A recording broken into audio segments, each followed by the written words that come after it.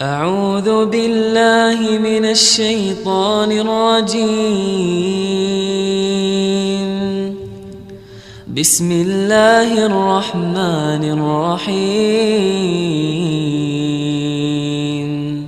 قل هذه سبيلي أدعو إلى الله على بصيرة أنا ومن اتبعني وسبحان الله وما أنا من المشركين.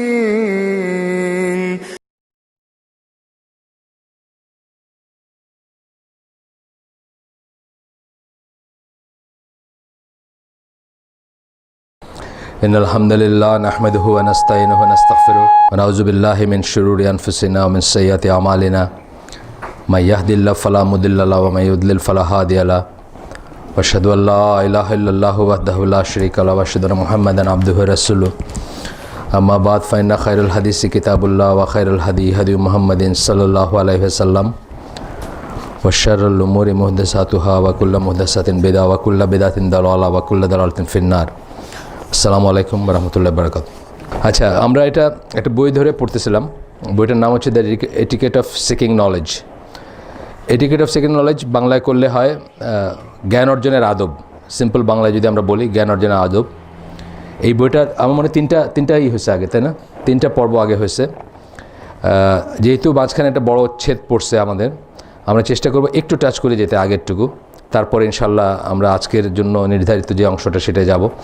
এটার লেখকের নাম হচ্ছে বাকর আবু জায়েদ, শায়েখ বাকর আবু জায়েদ রহিমাহুল্লাহ। মারা গেছেন উনি। সৌদি আরবের বড় মাপের একজন মানুষ ছিলেন, মানে স্কলার হিসেবে বা আলেম হিসেবে অনেক পজিশনে ছিলেন উনি। ছিলেন, ফতোয়া কমিটিতে ছিলেন তাদের জাতীয় পর্যায়ের। তারপরে আপনার মদিনা ইউনিভার্সিটিতে আপনার লাইব্রেরি নিয়ে কাজ করছেন, কখনো খতিব ছিলেন বা অনেক রকম পজিশনে ছিলেন। আপনারা যদি দেখেন তার লাইফ তাহলে দেখবেন বিচিত্র লাইফ। আমাদের যারা স্কলার, আমাদের লোকাল স্কলার বাংলাদেশি যারা মদিনা ইউনিভার্সিটিতে পড়াশোনা করছেন তাদের অনেকেই তাকে পার্সোনালি চিনতেন বা তার আন্ডারে পড়াশোনা করছেন, কিন্তু তিনি মারা গেছেন, এখন বেঁচে নেই আমাদের ভিতরে। তার অনেক কটা কাজ আছে। কাজ বলতে আমি বলতেছি লেখালেখি। তার ভিতর একটা সবচেয়ে ফেমাস কাজের একটা হচ্ছে এই কাজটা, যে এটিকেট অফ সিকিং নলেজ বা জ্ঞান অর্জনের আদব। এখানে এই জিনিসটা মুসলমানদের জন্য অত্যন্ত ইম্পর্ট্যান্ট একটা ব্যাপার, কাফেরদের জন্য হয়তো অতটুকু না। আমাদের টিচারদের পজিশন আমাদের লাইফে বা আল্লাহর কাছে নায়েবে রসুল বলা হয় স্কলারদেরকে, আপনি জানেন। রসুলের অ্যাসিস্ট্যান্টস বা উত্তরাধিকারী এটাও বলা হয়। আমাদের যে সিস্টেমে আমরা পড়াশোনা, মানে ট্র্যাডিশনাল পড়াশোনা যে সিস্টেমে করতাম, ওস্তাদদের আমি দেখছি, আমার লাইফে দেখছি ওস্তাদের একটা খুব অন্যরকম একটা ছিল। ওস্তাদরাও সেরকম ছিলেন এবং তাদের একটা অন্যরকম পজিশন ছিল, মর্যাদা ছিল, তাদের ব্যক্তিত্ব ছিল, তাদের জ্ঞান ছিল, তাদের প্রজ্ঞা ছিল, পার্সোনালিটি ছিল সেরকম। আজকাল সেটা মানে পশ্চিমাদের দেখে দেখি যে কটা জিনিস আমরা হারাইছি, কাফেরদের মতো হইতে চায়, তার ভিতরে একটা হচ্ছে এটা, যে টিচারদের প্রতি যে রেসপেক্ট এটা আমরা হারাই ফেলছি। টিচারও ডিজার্ভ করে না, সেটাও একটা কথা, সেই টিচারও নাই, সত্যি কথা। কিন্তু তারপরেও এই জিনিসটা আমি যখন ইংল্যান্ডে 86-এ পড়াশোনা করতে গেছিলাম, আমি যে ক্লাসটা, আমার যে ছিল কলেজ ছিল সাউথ টাইনসেট কলেজ, ওইটা আপনার ওই নিউক্যাসেলের উল্টা একটা টাইন নদী আছে। আপনার যারা ইংল্যান্ডে কেউ আসছিলেন হয়তো, উনি থাকেন বা আর যদি কেউ থাকেন টাইন নদীর উল্টা সাইডে একটা ম্যারিন কলেজ, ম্যারিটাইম কলেজ। তো আমাদের সাথে আমাদের ক্লাসমেট যারা ছিল তারা বিভিন্ন শিপিং কোম্পানি থেকে চাকরিরত অবস্থায় আসছে এই প্রফেশনাল কোর্স করতে বা পরীক্ষা দিতে। তখনকার দিনে আমি একদম ভরা শীতে গেছিলাম আর কি। আপনি 30শে নভেম্বর মানে 1 ডিসেম্বর আমি গেছিলাম 85 সালের ইংল্যান্ডে। ভরা শীতের ভিতর ক্লাস হতো, সকাল 9টার দিকে ওখানে সকাল হতো আর কি, ভোর হতো, একদম কনকনা শীত। কিন্তু ছেলেপেলারা দেখতাম আইসাই যারা সিগারেট খাইতো, সামনের টেবিলটার উপরে পাটা তুলে দিল, টিচার আছে ওখানে, পা তুলে দিয়ে একটা সিগারেট ধরাই দিল। এখন ওই সময় সিগারেট ক্লাসে অ্যালাউড ছিল, এবং যে টিচারটা আমাদের সাধারণত ফার্স্ট ক্লাসটা নিত, সে খুবই মানে সে নিজে স্মোকার ছিল না এবং সে খুব অস্বস্তি বোধ করতো, কিন্তু বলতে পারতো না যে সিগারেটটা খায় না ক্লাসে। সেই করতে গিয়ে ওই শীতের ভিতরে গিয়ে জানলাগুলো খুলে দিত, যে মানে স্টুডেন্টে হচ্ছে এখানে ভিআইপি আর টিচার হচ্ছে এখানে চাকর আর কি। এটা হচ্ছে কাফেরদের অর্ডার অফ থিংস, কারণ পয়সা দেয় তো স্টুডেন্টরা। আমাদের দেশে হয়ে যেতেছে এখন, আমাদের দেশে প্রাইভেট ইউনিভার্সিটি বা প্রাইভেট মেডিকেল কলেজ বা এইসব জায়গায় কিন্তু হয়ে যাচ্ছে যে একটা ছেলেকে ফেল করাইলে আপনার চাকরি থাকবে না। আপনি যদি বেশি স্ট্রিক্ট হন, ছেলে পাশ করে না কেন, এত টাকা দিয়ে পড়তেছে, 5 লাখ 7 লাখ দিয়ে ডাক্তারি পড়তেছে, এটি ফেল করার জন্য আসছে নাকি ডাক্তারি পড়তে, এটা আপনার অ্যাডমিনিস্ট্রেশন আপনাকে বলবে, আপনার চাকরি থাকবে না। যে টিচার, তার চাকরি থাকবে না। সে যদি স্ট্রিক্ট হয়, সে যদি নকল ধরে, সে যদি কোয়েশ্চেন না বলে দেয় বা শক্তভাবেই করে, তাহলে দেখবেন লোম বাস্তে কম্বল খালি একটা কথা আছে না, কোনো স্টুডেন্টও থাকবে না, ওই লোকের চাকরি থাকবে না। এই জন্য দেখবেন প্রাইভেট ইউনিভার্সিটিতে যারা এখানে টিচার আছেন নাকি প্রাইভেট ইউনিভার্সিটি, কেউ একেবারে অলিখিত প্রেশার আছে যে আপনার পাশ করাইতে হবে পোলাপানরে, মানে পোলাপান যেন পাশ করে, পোলাপান যেন ভালো করে। কেন আপনার তার সমস্যা, আপনার উল্টা আপনার দিকে বলবে। ওই ছেলে যে কী পড়ে আসছে, কী করে আসছে, এটার কোনো ই নাই। আজকাল কি, আগে আমাদের সময় কী ছিল এরকম, আমাদের সময় বলতে মানে বাংলাদেশের পরেও অনেক বছর এটাই ছিল, আপনার যোগ্যতা অনুযায়ী আপনি বুয়েটে পড়বেন, মেডিকেলে পড়বেন, এটা পড়বেন। এখন হলো আপনার ইচ্ছা অনুযায়ী পড়বেন। আপনার বড়লোকের ছেলে, আমার ইচ্ছা করতেছে আমি আর্কিটেক্ট হব, আপনি হয়তো A+B² লিখতে পারেন না, মানে আপনার ইচ্ছা করতেছে আপনি সিভিল ইঞ্জিনিয়ার হবেন, ইচ্ছা করতেছে আমার ইলেকট্রিক্যাল ইঞ্জিনিয়ার হবে। আপনার যোগ্যতা কি, আপনার বাপের পয়সা আছে। সো একটা ইউনিভার্সিটি শপিং করলেন, আপনি খুঁজে পেতে একটা ইউনিভার্সিটি দেখলেন, কোন ইউনিভার্সিটি একটু সহজভাবে হবে, ঢুকলেন, ইভেনচুয়ালি আপনি ইলেকট্রিক্যাল ইঞ্জিনিয়ার হয়ে বাইরে হবেন আর কি, যদি আপনার আব্বা পয়সা দিতে পারে আর কি। এই অবস্থা হয়ে গেছে পড়াশোনার আর কি। এটা আসলে আমাদের ট্র্যাডিশনের সাথে যায় না, ইসলামের ইসের সাথেও যায় না। যাই হোক, টিচাররা কী করবে, টিচারদের কী করার ছিল, টিচার এখানে যখন সিকিং নলেজ আমরা বলতেছি, জ্ঞান অর্জন বলতেছি, জ্ঞান অর্জনে আদব বলতেছি। জ্ঞান অর্জন বলতে প্রাথমিকভাবে যখন ইসলামিক কোনো স্কলার বা ইসলামিক কোনো আলোচনায় জ্ঞান অর্জন বলবো, সেটা হচ্ছে দ্বীনি জ্ঞান। প্রাথমিকভাবে হচ্ছে দ্বীনি জ্ঞান, আল্লাহ সম্বন্ধে জ্ঞান, আল্লাহ রসুল সম্বন্ধে জ্ঞান, আল্লাহর কিতাব সম্বন্ধে জ্ঞান, আল্লাহ রসুলের হাদিস সম্বন্ধে জ্ঞান, সেটাই আসবে প্রথমে। আমরা যে ওই ঢাকায় যে হালাকাতে আমরা পড়াচ্ছি এখন রিলিজিয়াস এক্সট্রিমিজম, ওইখানে ঠিক একটা চ্যাপ্টার এখন এই মুহূর্তে পড়াচ্ছি এই জ্ঞান অর্জন নিয়ে, এই চ্যাপ্টারটা আর কি। এই চ্যাপ্টারটাতে বলতেছেন যে এক্সট্রিমিস্টদের কেউ বা মানে কোনো এক্সট্রিমিস্ট গ্রুপ, যেমন তাকফির বা হিজরা, আপনার মিশরের যারা 60s খুবই চরমপন্থী একটা দল ছিল, যারা নিজেদের ছাড়া সবাইকে কাফের মনে করতো এবং অনেক মানুষকে হত্যা করার প্ল্যান ইত্যাদি ছিল তাদের। সেই গ্রুপটার যারা লিডার, যিনি শুকরি মুস্তফা, উনি একসময় বলছেন যে আমাদের প্রফেট, আমাদের নবী উম্মি ছিলেন, আমরা উম্মি জাত, আমাদের পড়াশোনা করার দরকার নেই। এটা একেবারে অ্যান্টি ইসলামিক একটা কথা, আমরা দেখব পরে। নলেজকে আমরা 2 ভাগে ভাগ করি, 2 রকমের নলেজ বলি। প্রথম ক্যাটাগরির নলেজ হচ্ছে যেটা জ্ঞান হচ্ছে, যেটা অ্যাপ্রিসিয়েট করি আমরা যে মানুষ সেই জ্ঞানটা লাভ করবে। তার ভিতরে 1 নম্বর ক্যাটাগরিতে আসবে আল্লাহ রসুলের মানে দিনের নলেজ, সেটা অবশ্যই, সেটা একদম সবসময় প্রায়োরিটি আছে। আর তারপরে যেটা আসবে সেটা হচ্ছে যে বেনিফিশিয়াল নলেজ, যেটা শিখলে আপনার আমার লাভ আছে। যেমন ধরেন ইঞ্জিনিয়ার, ডাক্তার, বা আপনার ধরেন টেলিফোন অপারেটর, কথার কথা। এই সমস্ত জিনিসগুলো ছাড়া কি আজকের সমাজ চলবে? আপনার চলবে না, আজকের দেশ চলবে না। আজকের এই লাইট জ্বলতেছে, আপনার ট্রেন চলতেছে, এই জিনিসগুলো একটা সাপোর্ট সিস্টেম দরকার। এগুলোর জন্য মিনিমাম কিছু ইঞ্জিনিয়ার, কিছু ডাক্তার হইতেই হবে, না হলে কিন্তু এগুলো কলাপস করবে। স্কলাররা বলেন যে এই জ্ঞানটা অর্জন করা হচ্ছে ফরজে কিফায়া, মানে একটা গ্রুপ অফ পিপল যদি করে তাহলে বাকি সবাই আর কোনো গুণা নাই। কিন্তু সবাই যদি উম্মি হয়ে যায়, সবাই যদি ত্যাগ করে, কেউ ডাক্তার হবে না, কেউ ইঞ্জিনিয়ার হবে না, তাহলে এই সমাজ চলবে না, আমাদের উপর ডিজাস্টার নেমে আসবে। আপনি একদিন কয়েক ঘন্টা ইলেকট্রিসিটি ছিল না, আপনি দেখছেন কী অবস্থা। তো এগুলো রান করার জন্য মানুষ লাগবে না, সেই হিসাবে এই জ্ঞানটাকে বলা হয় ফরজে কিফায়া বলা হয়, বেনিফিশিয়াল নলেজ। আর তারপরে আরেকটা নলেজ আছে, যেই নলেজগুলা আমরা মানে আরেক শ্রেণীর জ্ঞান আছে বা বিদ্যা আছে, যেটা আমরা মুসলিমরা যেটা অ্যাপ্রিসিয়েট করি না। সেটা হচ্ছে কি, একটা হচ্ছে হার্মফুল, ক্ষতির ভিতর কি, ধরেন অ্যাটম বোম বানানো শিখতেছেন আপনি, মানুষ মারার জিনিস না, এটা মানুষ মারার জিনিস, ক্ষতি, পৃথিবী ধ্বংস করে দেবে। আর আরেকটা কি, আরেকটা হচ্ছে যা আপনাকে এই অ্যাটম বোম বললাম দুনিয়া ধ্বংস হবে, টেলিফোনও কিন্তু দুনিয়া ধ্বংস করবে। এখানে অনেক ব্যাপার আছে। টেলিফোন আজকাল খালি অ্যাটম বোম দিয়ে দুনিয়া ধ্বংস তা না। 77% ইউথ, যাদেরকে আমরা বলি ইউথ মানে কিশোর বা তরুণ স্টুডেন্টস, যারা 77% pornography addict through mobile phone. তাহলে এই মোবাইল ফোনে যারা প্রোগ্রাম করবে, যা বানাবে, তাদেরও চিন্তার ব্যাপার আছে না? চিন্তার ব্যাপার আছে, এটা তারা বানাবে কি বানাবে না, কতটুকু বানাবে, কতটুকু করবে। আমাদের এক ভাই, উনি আমাদের আইসিডি মেম্বার ছিলেন, আমাদের মানে পড়াশোনায় খুব ভালো, উনি ইন্টারমিডিয়েট ফার্স্ট হয়েছিলেন, বুয়েটের টিচার ছিলেন। তো যেটা হয় যে জন্য আমরা ইংল্যান্ড আমেরিকায় যাওয়াটাকে অপছন্দ করি, সবসময় বলি আমরা, এখানে বলি না, আমার হালাকায় আমি সবসময় বলি যে পাঁচটা জরুরত ছাড়া ইংল্যান্ড আমেরিকায় গিয়ে সেটেল করাটা হারাম, এটা আমরা বলি সবসময় এখানে। তো এটা উনি হচ্ছেন তার একটা মানে কেস স্টাডি আর কি, প্রমাণ। উনি বুয়েটের টিচার ছিলেন, উনি ইন্টারমিডিয়েট ফার্স্ট হয়েছেন, খুবই ভালো স্টুডেন্ট। তো উনি আমেরিকায় গিয়ে ওনার এই ইসে আসছিল, আপনার এই যে খবরে বা ইন্টারনেটে আসছিল খবরটা আর কি, যে উনি বিশেষ একটা ব্রেক থ্রু করছেন, একটা বিশেষ নতুন জিনিস বাইর করছেন। কী জিনিস? যে মোবাইলটা আপনার পকেটে থাকলে এই মোবাইলটা আপনার হার্টবিট সেন্স করবে, হার্টবিট সেন্স করে আপনার মুড সেন্স করবে, মানে আপনাকে দুঃখ ভাব নাকি খুশি ভাব, এবং তারপরে সে মিউজিক লিস্ট থেকে উপযুক্ত মিউজিকটা চুজ করে বাজাবে আর কি, রিংটোনে বা অন্য মিউজিক হিসাবে বাজাবে আর কি। মানে এই সফটওয়্যারটা উনি করছেন, বা এর উপর ওনার গবেষণা, ওনার পিএইচডি করা বা করা। তো দেখেন কত ইউজলেস একটা জিনিস। মানে এই জ্ঞানটা ইসলাম আপনাকে অ্যাপ্রিসিয়েট করে না যে এই জ্ঞান আপনি অর্জন করবেন। তাহলে আমরা দেখলাম কি জ্ঞানের ভিতর দুটা ভাগ করব।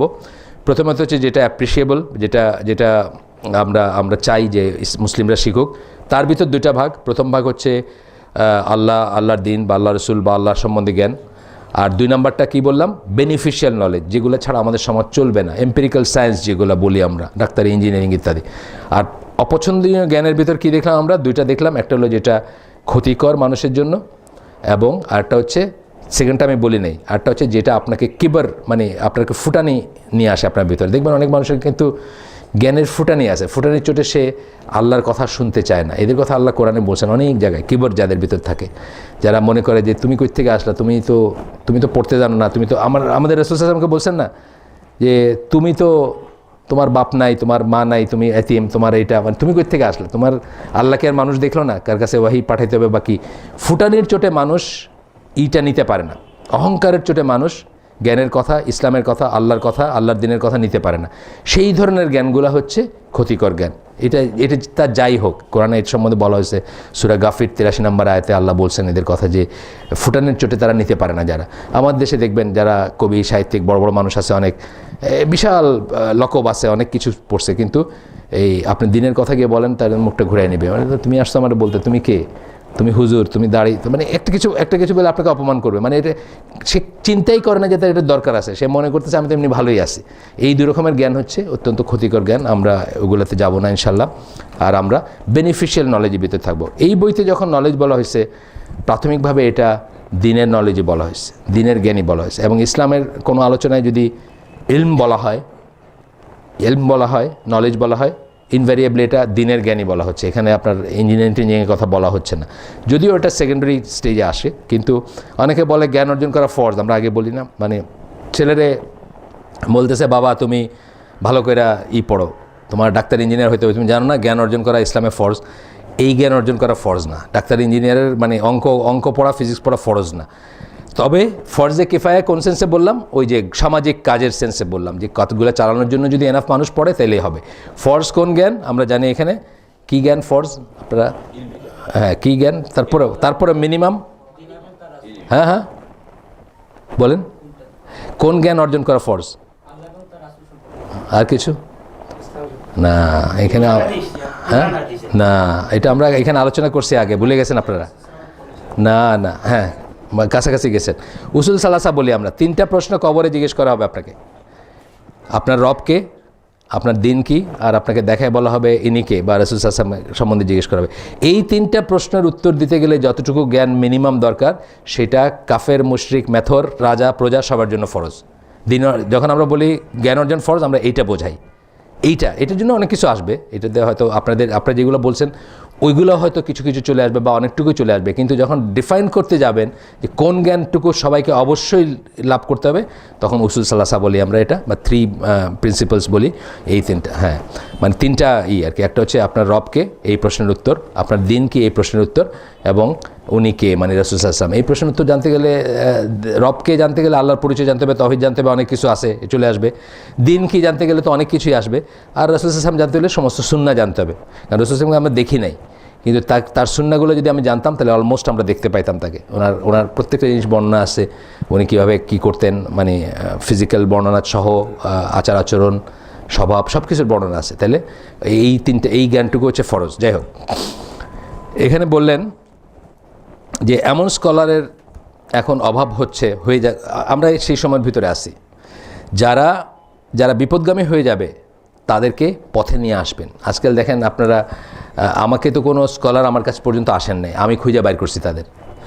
আমি কালকে বলতেছিলাম কথায় কথায় যে টিকরপাড়ায় ধরেন, when was the last time আমার বাড়ি টিকরপাড়া, বেশি দূর না এখান থেকে, শহর থেকে 15 মাইল দূরে, কিন্তু তারা কোনো দিন, তাদের ভিতরে কোনো দিন আমাদের যাদেরকে আমরা বলি আলেম, তারা কোনো দিন কথা বলেন নাই। টিকরপাড়া তো আরও কত প্রত্যন্ত জায়গা আছে না, জকিগঞ্জ আছে, আপনার জৈন্তাপুর আছে, গোয়াইনঘাট আছে, কানেরঘাট আছে, কত জায়গা আছে। তার মানে স্কলারদের কিন্তু খুব কম, মানে এমন স্কলারদের সংস্পর্শে আসার সৌভাগ্য খুব কম মানুষের হয় যারা মানুষকে গাইড করবেন, ঠিক না? আমাদের দেশের ব্যাপারে বলতেছে, আমাদের দেশ তো আর মানে স্কলাররাও এমন বড় কিছু হয়ে যান নাই যে তারা তাদের দেখা পাওয়া যাবে না বা তাদের কাছে যাওয়া যাচ্ছে না বা এমন দুর্গম কোনো ব্যাপার না। তারপরেও আমাদের দেশের কিন্তু মানুষের ভিতরে প্রচলিত ওয়াজ চলে, কিন্তু সত্যিকার অর্থে যারা মানুষকে গাইড করবেন, মানুষকে আল্লাহর পথে ডাকবেন, যাদের জ্ঞান আছে, যারা যোগ্য, সেরকম স্কলারদের সংস্পর্শে মানুষদের আসা কিন্তু সৌভাগ্য হয় না। আমার গ্রামে, আমি ওনার সাথে কথা বলি, আমার গ্রামের, আমি একটু আগে কথা বলতেছিলাম যে আমরা এবার চিন্তা করতেছি ডক্টর মঞ্জুরুল্লাহকে দিয়ে একটা প্রোগ্রাম করাইতে পারি কিনা। উনি এখানে আসবেন ইনশাল্লাহ ওয়ে অফ লাইফ এর জন্য ফেব্রুয়ারি মাসের শেষ সপ্তাহে। তো ওই সময় আমরা পারি কিনা আমরা একটু চিন্তা করতেছি। মদিনার পিএইচডি ভদ্রলোক, উসুল ফিকে পিএইচডি, ওনাকে যদি আমরা পারি একটা করতে চিন্তা করতেছি আমরা। যাই হোক, তারপরে রাসূল সাল্লাল্লাহু আলাইহি ওয়াসাল্লাম একটা হাদিস আসতেছে যেখানে উনি বলছেন যে আল্লাহ নলেজকে উঠায় নেন না অন্য কোনো উপায়ে, বাট কী করেন, স্কলার উঠায় নেন। এটা জন্য আমরা দায়ী। আমরা যখন এটা ডিজার্ভ করি, আমরা যখন জাহিলিয়াত ডিজার্ভ করি, তখন আল্লাহ কী করেন, আমাদের ভিতর থেকে স্কলারদের উঠায় নেন। উঠায় নেওয়া মানে কি, মারা যান তারা, এবং তাদেরকে রিপ্লেস করার মতো নতুন স্কলার তখন আর হয় না। ধরেন এই যে গত 5-6 বৎসরে আপনার ডক্টর ওমর আল আসকার মারা গেছেন, 5-6 বছর না, আরও কম, 3 বছরের ভিতরে। শেখ জিবরিন মারা গেছেন, নাসির আল আকাল মারা গেছেন, জামিল জায়নও মারা গেছেন। এই প্রত্যেকের নাম আপনারা কখনো কখনো শুনে থাকবেন। এদের কোনো রিপ্লেসমেন্ট আমি জানি না, মানে এদের মতো আর কেউ আইসা এই জায়গা দখল করবে আমি জানি না, আমার জ্ঞান নেই। তো এটি বলতেছি যে আল্লাহ উঠায় নেবেন, কিন্তু নতুন করে তাদের জায়গায় কেউ আসবে না। এইভাবে আল্লাহ জ্ঞানটাকে সরায় নেবেন। যখন আমরা জুলুম করব, যখন আমরা জাহিলিয়াতের ভিতর যাওয়ার যোগ্য হব, আল্লাহর মতো করে চলবো না, তখন আমাদের ভিতর থেকে আল্লাহ স্কলারদের উঠায় নেবেন। এটা রাসূল সাল্লাল্লাহু আলাইহি ওয়াসাল্লাম একটা হাদিস, এটা বুখারীর হাদিস, যেটা বললাম এইমাত্র। আমরা স্কিপ করে যাই। তারপরে এখন আমরা এই সময়ের ভিতরে আসি যখন আমাদের ভিতরে জ্ঞান, তারবিয়াতের অভাব, জ্ঞান অর্জন করার প্রপার জায়গার অভাব, ইচ্ছার অভাব এবং টিচারের অভাব। এই জায়গাটা আমরা এর ভিতর দিয়ে আমরা যাচ্ছি। এবং এখন আমরা দেখি এখনকার সময় যে অনেকখানে জ্ঞান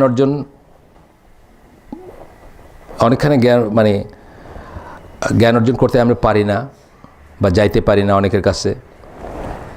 আমরা লিডারশিপ চাই, আমরা চাই, মানে কাউকে ফলো করতে চাই না। অনেক মানুষ আপনি দেখবেন ঢাকায় কত রকমের দাওয়াত চলতেছে, দাওয়াতি কাজ চলতেছে, অনেক রকমের। এই শুদ্ধ তরিকার ভিতরে অনেক রকমের দাওয়াতি কাজ চলতেছে।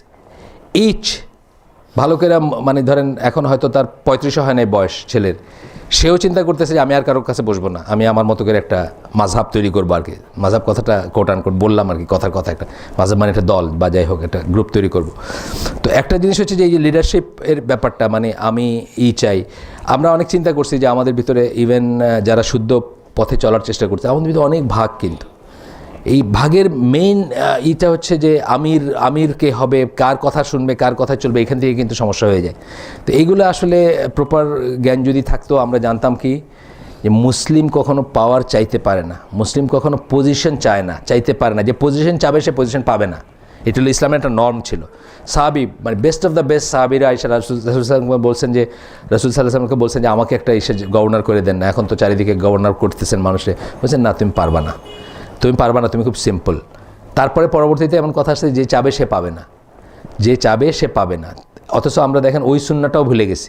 আমরা এখন যে কোনো জায়গায় দেখবেন আমরা আগ্রহী কি, সামনে যাওয়ার জন্য আগ্রহী, লিডার হওয়ার জন্য আগ্রহী, চেয়ারম্যান হওয়ার জন্য আগ্রহী, প্রেসিডেন্ট হওয়ার জন্য আগ্রহী।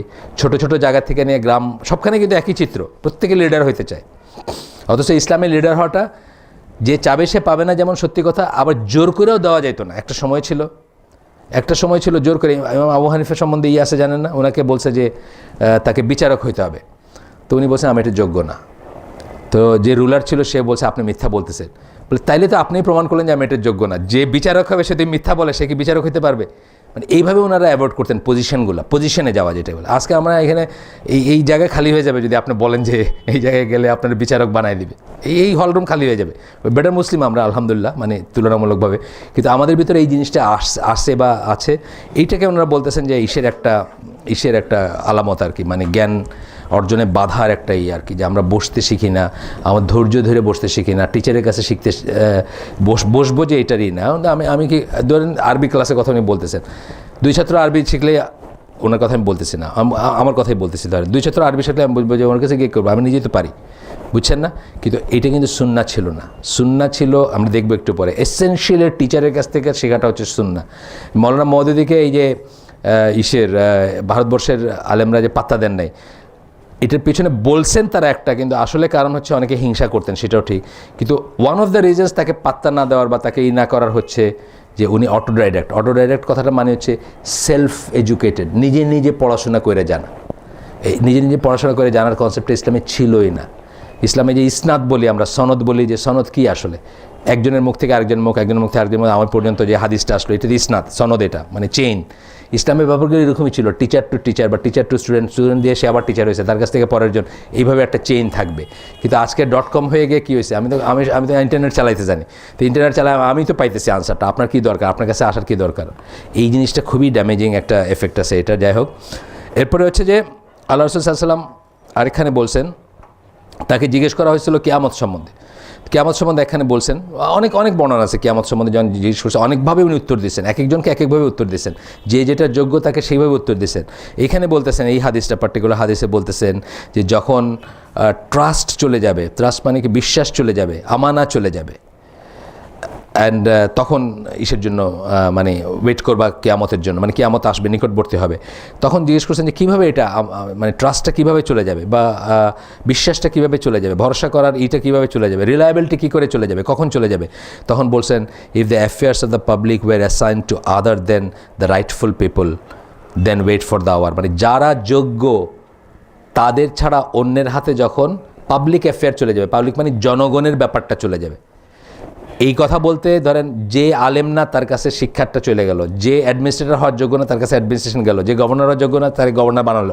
সারা দুনিয়া ভরে এটা চলতেছে না এখন, সারা দুনিয়ায় যোগ্য মানুষের কাছে যায়। ইভেন ইউনাইটেড স্টেটস অফ আমেরিকায় আপনি ধরেন আমেরিকার বেস্ট মানুষ, আপনি সেকেন্ডারি স্কুলের টিচার, আপনি প্রেসিডেন্ট হতে পারবেন কোনো দিন পারবেন না। বিলিয়ন্স অফ ডলারের স্পন্সরশিপ লাগে, যেটা আপনাকে ওই লবিগুলো করে, ইন্ডাস্ট্রিয়ালিস্টরা করে, টাকা যাদের আছে তারা করে। আপনাকে যদি স্পন্সর না করে আপনার কোনো চান্সই নেই, আপনি হবেন মানে মানে নমিনেশন পাওয়ার কোনো চান্স নেই। নমিনেশন ডিসাইড হয় কার পিছনে কতজনের টাকা দিবে, এইটা দিয়ে ডিসাইড হয়। তো একজন স্কুল টিচার ধরেন, থিওরিটিক্যালি সেকেন্ডারি স্কুলের teacher, American citizen, best person, আমেরিকার বেস্ট হিউম্যান বিং, তার কোনো দিন প্রেসিডেন্ট হওয়ার কোনো চান্স নেই। এটা আমেরিকার দিয়ে বললাম, যেখানে আমরা মনে করি যে ডেমোক্রেসি একেবারে মানে তরতর করে হইতেছে, মানে হিউম্যান রাইটস এবং ডেমোক্রেসি। বাকি দেশের কথা আমি আর বললামই না, সারা দুনিয়া এভাবেই চলতেছে।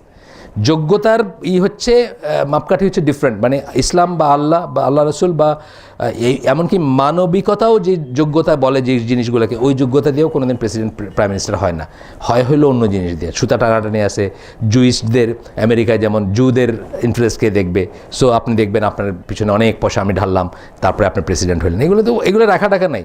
আমাদের দেশে হয়তো কই থেকে পয়সা আসে, কে পয়সা দিয়ে, এগুলো রাখঢাক আছে কিছু। আমেরিকাতে এগুলো রাখঢাক নেই, এগুলো ডিক্লেয়ার্ড, এই লবি ওই লবি, এই পয়সা দিছে ও পয়সা দিছে, এগুলো সব বলা কওয়া ব্যাপার আর কি। যাই হোক, তারপরে বলতেছেন যে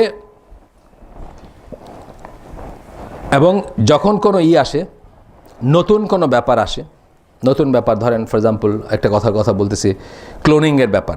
ক্লোনিং যে জিনিসটা আপনি জানেন, এই যে এটা কী বলে, কলম বলে না, গাছের বেলায় কলম বলি আমরা, একটা গাছের ডাল থেকে একটা ডাল ঢুকায় একটা গাছ বানায় ফেলা। এই ক্লোনিংটা তো এখন জানেন তো জীবজন্তুর উপরও হয়েছে, এই যে ভেড়ার উপর হয়েছে, ইসের উপর হয়েছে। এখন ধরেন ক্লোনিং দিয়ে আমার একটা ফতোয়ার দরকার। আমি তো মনে করি দূর, সৌদি আরবের কী জানে, সৌদি আরবের গ্র্যান্ড মুফতি কী জানে, ও কি ক্লোনিং শুনছে নাকি? আমি একটা ইয়াং ছেলেরা দিয়ে বলবো, ভাই বলেন তো ক্লোনিং যায় কি না যায়, এই ছেলেটা ক্লোনিং জানে আর কি। এই খুব রং একটা ব্যাপার।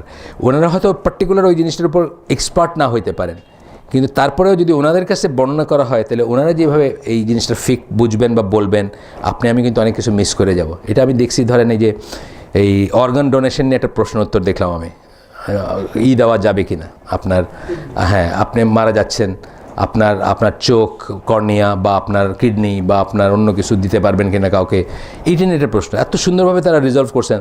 তারা কিন্তু কেউ সার্জন না, তারা কেউ ডাক্তার না, কিন্তু স্টিল তারা প্রিন্সিপালগুলো তারা কিন্তু বাইর করে নিয়েছেন, মূলনীতিগুলো, উসুল যেগুলো। তারা কি বলছেন যে প্রথম কথা হচ্ছে বিক্রি করা যাবে না, বিক্রি করা যাবে না কোনো অবস্থাতে। বাইচে থাকতো না, মরে গেল না। বাইচে থাকতে কোনো অর্গান আপনি ডোনেট করতে পারেন যদি আপনার লাইফের উপর কোনো রিস্ক না আসে। দান করতে পারেন, আপনার ভাইকে আপনি একটা কিডনি দিলেন, জায়েজ, দিতে পারেন আপনি, আপনার লাইফের উপর কোনো রিস্ক আসবে না। কে বলবে এটা? দিনদার ডাক্তার বলবে, দিনদার কোনো ডাক্তার সার্টিফাই করবে যে আপনার ভাই, আপনি যদি আপনার ভাইকে কিডনি দেন আপনার কোনো রিস্ক নেই। এই গেল বাইচে থাকতে ব্যাপার। এটা মরে গেলে কি বলছেন? মিউটিলেট করা যাবে না। মিউটিলেট করা মানে কি? ক্ষত বিক্ষত করা বা বিকৃত করা আছে না? আপনার একটা নিলাম আমি, ধরেন কথার কথা আপনার এইখানের হাড্ডিটা নিলাম, তো কী করবো আমি? এখান থেকে কাইটে আপনার একটা গর্ত হয়ে যাবে না? না, মিউটিলেট করা যাবে না। এটা হচ্ছে মূলনীতি একটা। আরেকটা বললেন কি? বিক্রি করা যাবে না। তো দেখেন তারা কিন্তু নিজেরা কোনো দিন অপারেশন করেন নাই, কিন্তু তাদেরকে যখন বোঝাই দেওয়া হয়েছে ব্যাপারটা কি, তারা কিন্তু এই একই কথা লাইফ সাপোর্টে, আজকাল আমাদের কাছে অনেক সময় ফোন আসে, লাইফ সাপোর্টে রোগী আছে। এখন লাইফ সাপোর্ট মানে বড়লোকদের, তো মানে এই বড় বড় হসপিটালগুলো বড়লোকদের পয়সা দিয়ে চলে, বড়লোকের বুড়া বাপ মায়ের পয়সা দিয়ে চলে আর কি। যখন আর কোনো নাই তখন দিয়ে দিল হসপিটালে, ওখানে আপনার যাইতেও দিবে না, দেখতেও দিবে না ভালো করে, এই যন্ত্র লাগায় রাখছে, এক দিন 40-50 হাজার টাকা এক রাত, বুঝছেন না? এখন ছেলে তো পয়লা জোশে দিয়ে দিছে, এখন চিন্তা করতেছে যে কোনো রেসপন্স নাই, বাপ বাইচে আছে কিনা সেটাও সে বুঝতেছে না। এখন কি করবে? এখন ফতোয়ার দরকার পড়ছে। এই ব্যাপারেও তারা বলছেন, তাদের আছে যে ব্রেন ডেড অথবা হার্ট স্টপ, এই দুইটা অবস্থায় গেলে তাকে ডেড বলে ঘোষণা করা হবে, ক্লিনিক্যালি ডেড। তখন লাইফ সাপোর্টটা সরাই নেওয়া হবে, নাহলে লাইফ সাপোর্ট সরাইতে পারবেন না আপনি যদি আশা থাকে কোনো ইস্যু। এই যে ব্যাপারগুলো বলতেছে, তারা ডাক্তার না, কিন্তু তারা এটার এই দিকটা তাদেরকে বলা। কিন্তু আজকালকে দেখবেন আমাদের একটা টেন্ডেন্সি আসছে যে ওনারা এগুলো জানে নাকি, ওনারা তো এখানে বলছেন পরে, আমরা অনেকে বলি ওনা তো হায়াজ নিফাসের কী বলে আলেম, মানে মেয়েদের ঋতুস্রাবের আলেম। ওনারা কী জানেন এগুলো সব? এই ঠাট্টা এর কী করে? কিন্তু বড় বড় আলেমদের করে, বড় বড় আলেমদেরকে এইভাবে ঠাট্টা করে, নতুন বাচ্চা পোলাপানরা মদ জ্বালায় নেয়, এইসব পোলাপানরা করে। তো এটা আমাদের মেথোডোলজি এটা না। আমাদের মেথোডোলজিতে বয়সের একটা আছে, সিনিয়রিটির একটা দাম আছে, এবং জ্ঞানের একটা দাম আছে, এবং ওই চেইনের একটা দাম আছে। কার থেকে পাইছেন, কোন চেইন থেকে শিক্ষা লাভ করছেন, সেটার একটা দাম আছে। যাই হোক, এখানে বলতেছেন যে নেগলেক্টিং দ্য স্কলার্স আর not referring newly arising issue of this day and age to them and referring this issues to the youth who are ignorant. এই যে কথাটা আমি বললাম যে যারা জাহিল সেরকমের ইয়াংদের কাছে সেই সমস্ত নিয়ে যাওয়া, বইলে এটা মনে করা যে ওনারা এগুলো সম্বন্ধে বলতে পারবেন না। এরপরে রাসূল সাল্লাল্লাহু আলাইহি ওয়াসাল্লাম আরেকখানে বলছেন যে কিয়ামতের আলামত বলতে গিয়ে বলছেন, is that knowledge will be taken from the small ones. ছোটদের কাছ থেকে নলেজ নেওয়া হবে, ছোট মানুষের কাছ থেকে নলেজ নেওয়া হবে। কোন ব্যাপারে ছোট? বয়সেও ছোট, জ্ঞানেও ছোট মানুষের কাছ থেকে নেওয়া হবে। আমার যেটা শুনতে ভাল লাগে সেখান থেকে আমি নিব নলেজ, বুঝছেন না? আমার একটা কথা শুনতে ভাল লাগে, একটা ফতোয়া শুনতে ভাল লাগে। আমাকে এই যে আইএস নিয়ে অনেকে ফোন করে, আইএসের ব্যাপারে আমাদের স্ট্যান্ড কি? এটা কিন্তু সর্বসাম্প্রতিক ফিতনা। মুসলিম উম্মাহ কিন্তু দুই ভাগে বিভক্ত আইএস নিয়ে, তাই না? এখন আমি যেটা বলি, আমি যে লাইনটা নেই সেটা বলি যে ধরেন একজন খলিফা, ধরেন এই পুরান পোলের নিচে একজন লোক দাঁড়ায় এখন বলল যে আমি মুসলিম উম্মার খলিফা। সে বলল আমি খলিফা, ঘোষণা করলো। আপনি আর এই কথা কোনোদিন শুনেন নাই। এখন আপনি কি করবেন? গিয়ে তার হাতে বায়াত নিয়ে নেবেন? না। কেন নেবেন না? বায়াত নেওয়ার ব্যাপারটা, তাকে খলিফা বানানোর ব্যাপারটা, খলিফা সিলেক্ট করার ব্যাপারটা কাদের উপর বর্তায়? মুজতাহিদ আলেম এবং পিপল হু টাই আনটাই। এই পিপল হু টাই আনটাই হচ্ছে ইমাম নওয়াবির একটা ল্যাঙ্গুয়েজ, ইমাম নওয়াবির বলা একটা ল্যাঙ্গুয়েজ। যারা বাঁধে এবং খোলে, তার মানে কারা? মুজতাহিদ আলেমরা এবং গোত্রপতিরা, যাদের কথায় ম্যাটার করে। ইসলামের খলিফা নির্বাচন আপনার আমার মতো টমডি খেরির কোনো রোলই নেই। তাহলে আমরা কেন ওয়েট করি না যে যাদের কথায় টাই অ্যান্ড আনটাই, যাদের কথায় যারা গোত্রপতি কারা? বাংলাদেশের রেসপেক্টে গোত্রপতি কারা? ধরেন কথার কথা, এখন তো গোত্র নাই, তারপরে ধরেন গ্রামের মসজিদের মুরব্বীরা আছে, অথবা ধরেন ইউনিয়ন কাউন্সিলের চেয়ারম্যান আছে। এরা তো এদেরকে চেয়ারম্যান, কিন্তু এটা কিন্তু ডেমোক্রেটিক ব্যাপার না, এটা লোকাল গভর্নমেন্টের ব্যাপার। লোকাল গভর্নমেন্ট মানে চেয়ারম্যান কী দেওয়া হয়? চেয়ারম্যান কিন্তু পার্টি দেওয়া হয় না। যে আমাদের গ্রাম কিন্তু মেজরিটি হইল আওয়ামী লীগ, তাই না?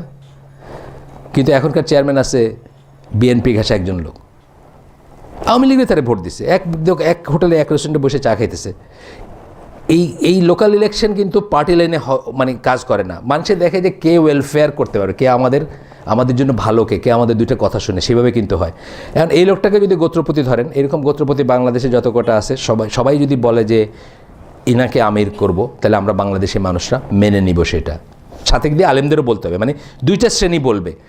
আমরা তো আলেমও না, আমরা গোত্রপতিও না। এখানে যারা আছি আমরা কেউ আলেম না ওই সেন্সে, আমরা কেউ গোত্রপতিও না। সৌদি আরবে আছে না, মানে হয়তো 5,000 জন আলেমের একটা লিস্ট আছে যাদেরকে আমরা মানি, যাদের কাছে আমরা দিন শিখি। তাদের একজনও বলেন নাই যে আইএসের ব্যাটার কাছে গিয়া বায়াত নাও বা তারে খলিফা মানো, এখন পর্যন্ত একজনও বলেন নাই। তো আমরা ওয়েট করি, তারা বললে আমরা মেনে নিব।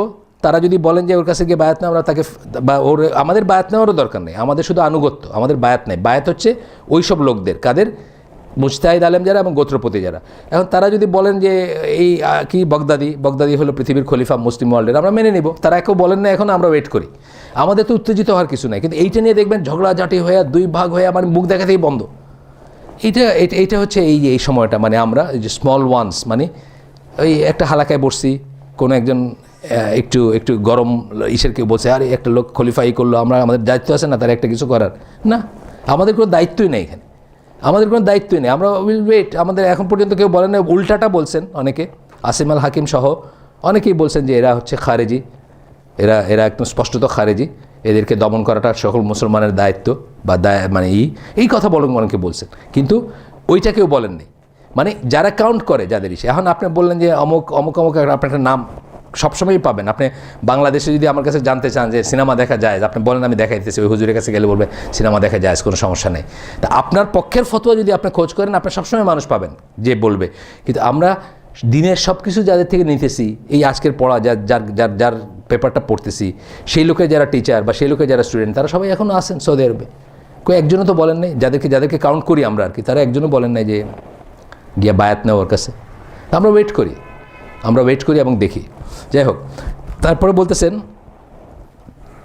যে আল্লাহ রাসূল সাল্লাল্লাহু আলাইহি ওয়াসাল্লাম বলে যাচ্ছেন, indeed there are years to come, এমন সময় আসবে, in which a person will become very confuse. এই যে এখনকার অবস্থা, মানুষ খুব বিভ্রান্ত হয়ে যাবে, কনফিউজ, কার কাছে যাব আমি, কে আমাকে বলে দিবে আসলে কি করব।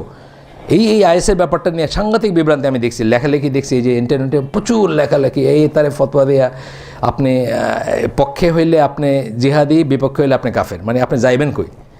যদি পক্ষে বলেন আপনি জিহাদি হয়ে গেলেন সাথে সাথে, বিপক্ষে বললে আপনি কাফের। মানে আপনার কোনো রাস্তা নেই আর কি, মানে এমন একটা অবস্থা আসছে। আপনি যে আপনার নিজস্ব একটা দিবেন, তার মানে একটা স্ট্যান্ড নেবেন, দম ধরবেন, তার কোনো রাস্তা নেই। তো এই যে বলতেছেন মানুষ খুব কনফিউজড হয়ে যাবে, এমনটা সময় আসবে। আল্লাহ রাসূল সাল্লাল্লাহু আলাইহি ওয়াসাল্লাম বলতেছেন যে মানুষ খুব কনফিউজড হয়ে যাবে।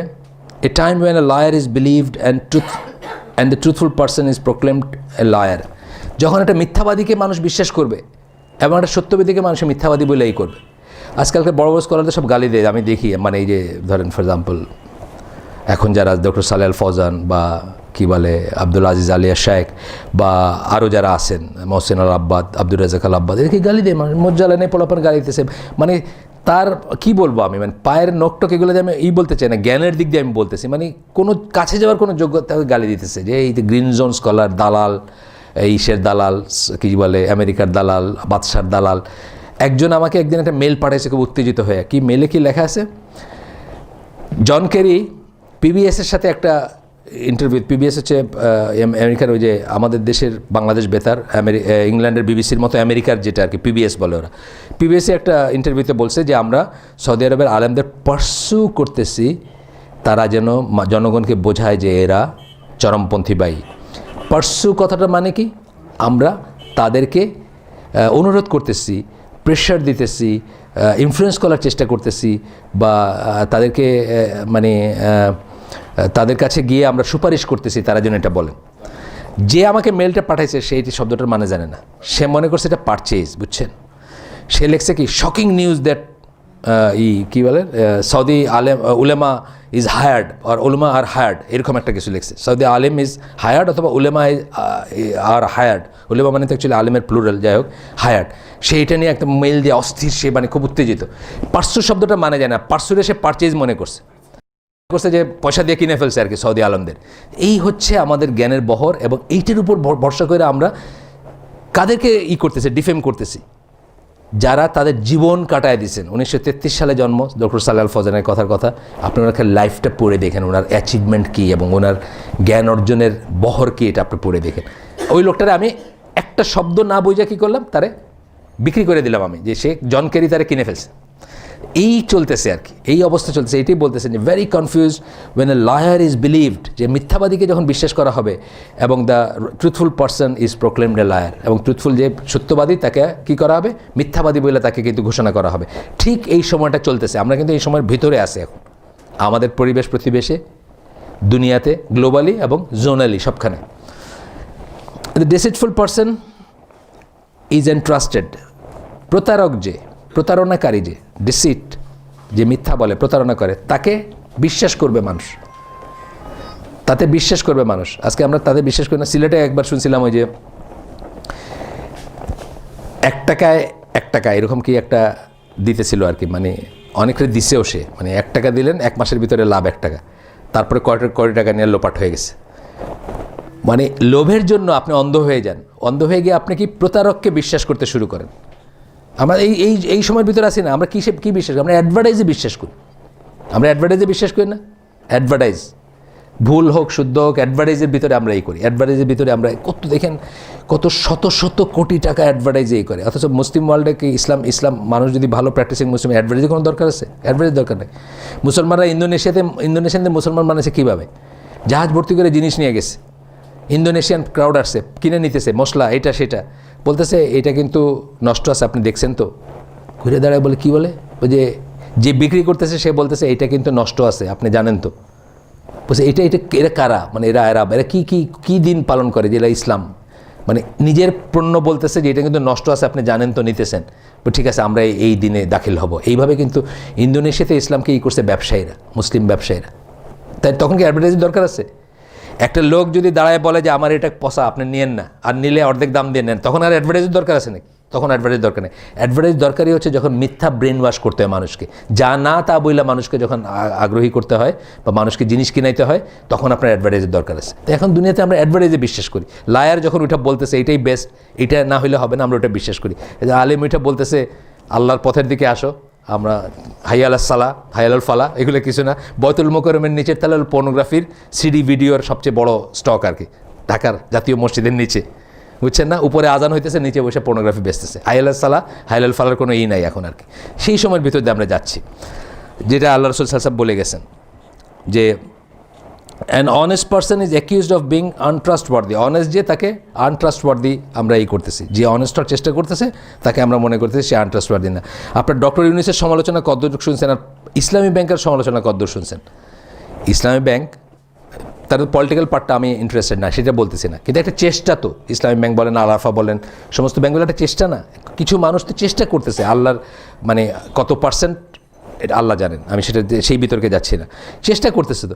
তাদের সমালোচনা দেখবেন, মানে এইখানে যারা আছেন এমনকি তাদের ভিতরে অনেকে বলবেন তাই যেন সিলেটে তাই যেন খাইন ঘুরাইয়া খাইন আর কি, খৈন নাই খুব সুদ, কিন্তু ওবাইদিক ঘুরাইয়া খাইন। আচ্ছা, ডক্টর ইউনূসের দেখবেন খালি প্রেজ আর প্রেজ। আমরা সবাই খুব দেওয়ানা না ডক্টর ইউনূসের নিয়ে। ডক্টর ইউনূস বাংলাদেশের মুখ উজ্জ্বল করছে, সারা দুনিয়ার কাছে পরিচিত করছে, এই কথা। আমি তো কাউকে চিনি না, যে একজনের কথা আমি বলি সবসময়, ওই মারা গেছেন উনি, মুফতি আমিনী, উনি শুধু ডক্টর ইউনূস নোবেল প্রাইজ পাওয়ার পরে একটা স্টেটমেন্ট দিয়েছিল পেপারে যে ডক্টর ইউনূস ইসলামের শত্রু।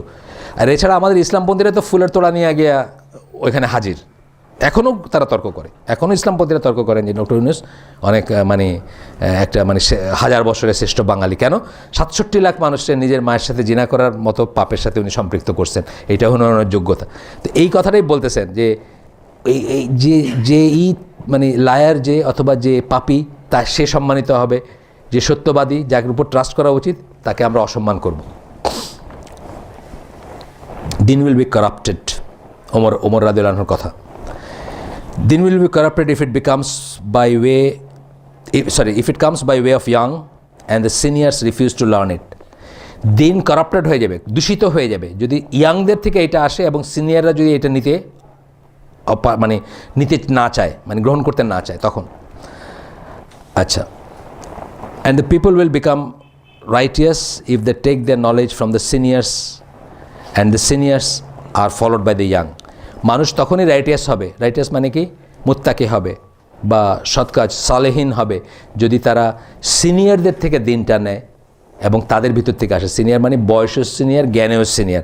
বয়সের সিনিয়র হওয়াটা কিন্তু মানে আমার বয়স এসে দেখে মনে করে না যে আমি বলতেছি, তা না। সবসময়কার জন্য ইসলামে কিন্তু এটা একটা অ্যাডভান্টেজিয়াস জিনিস। আপনার সালামের ইটা জানেন তো, হাদিসটা, সালামের হাদিসটা জানেন।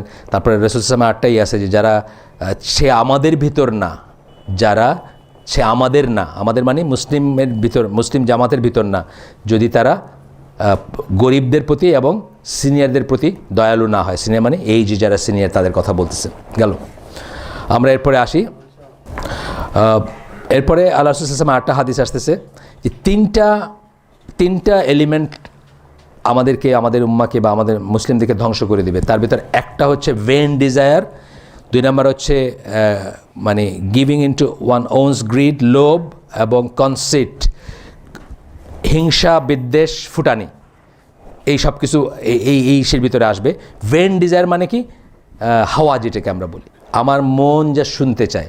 ধরেন আমি জানি যে আমি যদি এখন বলি যে আইএসের বেটাই খলিফা, একদল লোক কিন্তু খুব খুশি হবে, কিন্তু তারা সেটা শুনতে চাচ্ছে। আবার আমি যদি বলি না, আর দুটো লোকটা খুশি, মানে দলিল খুঁজবে না, তার মন যেটাকে চাইতেছে সেটা সে শুনতে চায়। আজকাল কিন্তু ব্যাপারটা তাই। আজকাল ফতোয়া এই আমি যেসব স্কলারদের কথা বলি, যাদের সাথে উঠি বসি সবসময়, তো অনেক সময় দেখি যে ফোন আসছে, তো ফোন এসে একজনের কিছু একটা জিজ্ঞেস করতেছে, খালি ঘুরাইতেছে প্রশ্নটা, আনটিল ওনার মুখ দিয়ে বাইর করতে চাইতেছে ও যেটা শুনতে চাইতেছে। ধরেন বিবি তালাক দিয়ে দিচ্ছে, তালাক দিয়ে এখন শেষ হয়ে গেছে সব, এখন তার মনে হয়েছে যে এই তো বউটা তো এখন আরেকজনের বউ হয়ে যাবে। তা এখন মঞ্জুর ভাইয়ের ফোন, আমার সামনে একদিন ফোন করছে যে মানে এরকম না তো, এরকম না, তা আসলে খুব রাগ হয়েছিল। মানে তো মঞ্জুর ভাই বলতেছেন যে এটা তো রাগের ব্যাপার না, তালাক দেওয়ার তো রাগের ব্যাপার না, না মানে এরকম হয়েছিল, মানে শুনতে চাইতেছে উনি বলবেন যে না তোমার একটা তালাক হয়নি, তুমি আবার নিয়ে আসো, বাস শেষ। বুঝছেন না?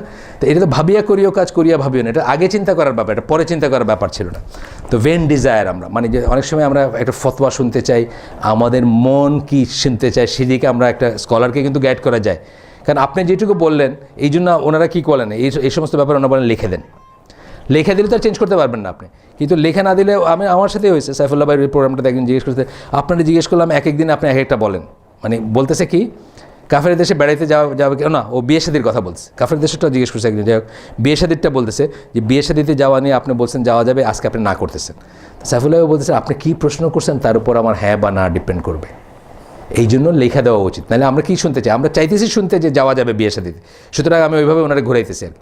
কয়েকদিন আগে নাকি সাইফুল্লাহ ভাইকে লাইভ প্রোগ্রামে কেউ জিজ্ঞেস করছে যে ইসে যাওয়া যাবে নাকি, ওয়াটার ওয়ার্ল্ডে যাওয়া যাবে কিনা, ওই ইসের কী নাম, আশুলিয়ার ওয়াটার ওয়ার্ল্ডে। এখন সাইফুল্লাহ ভাই পসিবলি ডাজেন্ট নো আশুলিয়ার ওয়াটার ওয়ার্ল্ড বলতে কী বোঝায়। উনি মনে করছেন পানির ঝর্ণাটনা হবে, জিজ্ঞেস করছে যে হিজাব নিকাব পরে যাওয়া যাবে নাকি, উনি বলছেন হ্যাঁ যাওয়া যাবে। আমার এক ভাই এসে ওই যে রনিখাইল বাড়ি, ওই যে আরাফ ভাই, আরাফ নাইনি তার নাম, তাই না, এখন আইস তো সাইফুল্লাহ ভাই ওলা ও ফতোয়া দিছে। হ্যাঁ, তা আমি কইলাম সাইফুল্লাহ ভাই definitely doesn't know what it means. কারণ ওই যেই বাসায় আমি বসেছিলাম হালাকা হচ্ছিল, ওই বাসার ছেলেটা বলতেছে যে সে বুয়েটের থাকা অবস্থায় সে ওই ফ্যান্টাসি কিংডমের ওয়াটার ওয়ার্ল্ডে গেছে, পানির নিচে ভাইসা থেকে নাকি গার্লফ্রেন্ড বয়ফ্রেন্ড ওইখানে প্রেম করতেছে আর কি, বুঝছেন না? ডেফিনেটলি সাইফুল্লাহ ভাই এটা বলেন নাই যে হিজাব পইরা সে পানিতে নামতে পারবে আর নিকাব পইরা আর ওই করে, এটা বলেন নাই, হয়তো উনি করেন নাই। কিন্তু যে প্রশ্ন করছে সে কিন্তু এইটার অ্যাডভান্টেজ নিছে, সে শুনতে চাইছে যে যাওয়া যাবে, এই জন্য সে কাটছাট করে করছে। এই সাইফুল্লাহ ভাই আমাকে বলছেন দুবাই যাওয়া এখনকার জন্য আলেমদের জন্য হারাম। ওনারা যে ওইসে গেছিলেন, ওই যে কী বলে পিস টিভি রেকর্ডিংয়ে গেছিলেন, আমি বললাম আপনি তো আর পথে যান নাই, আপনি তো হোটেলে ছিলেন।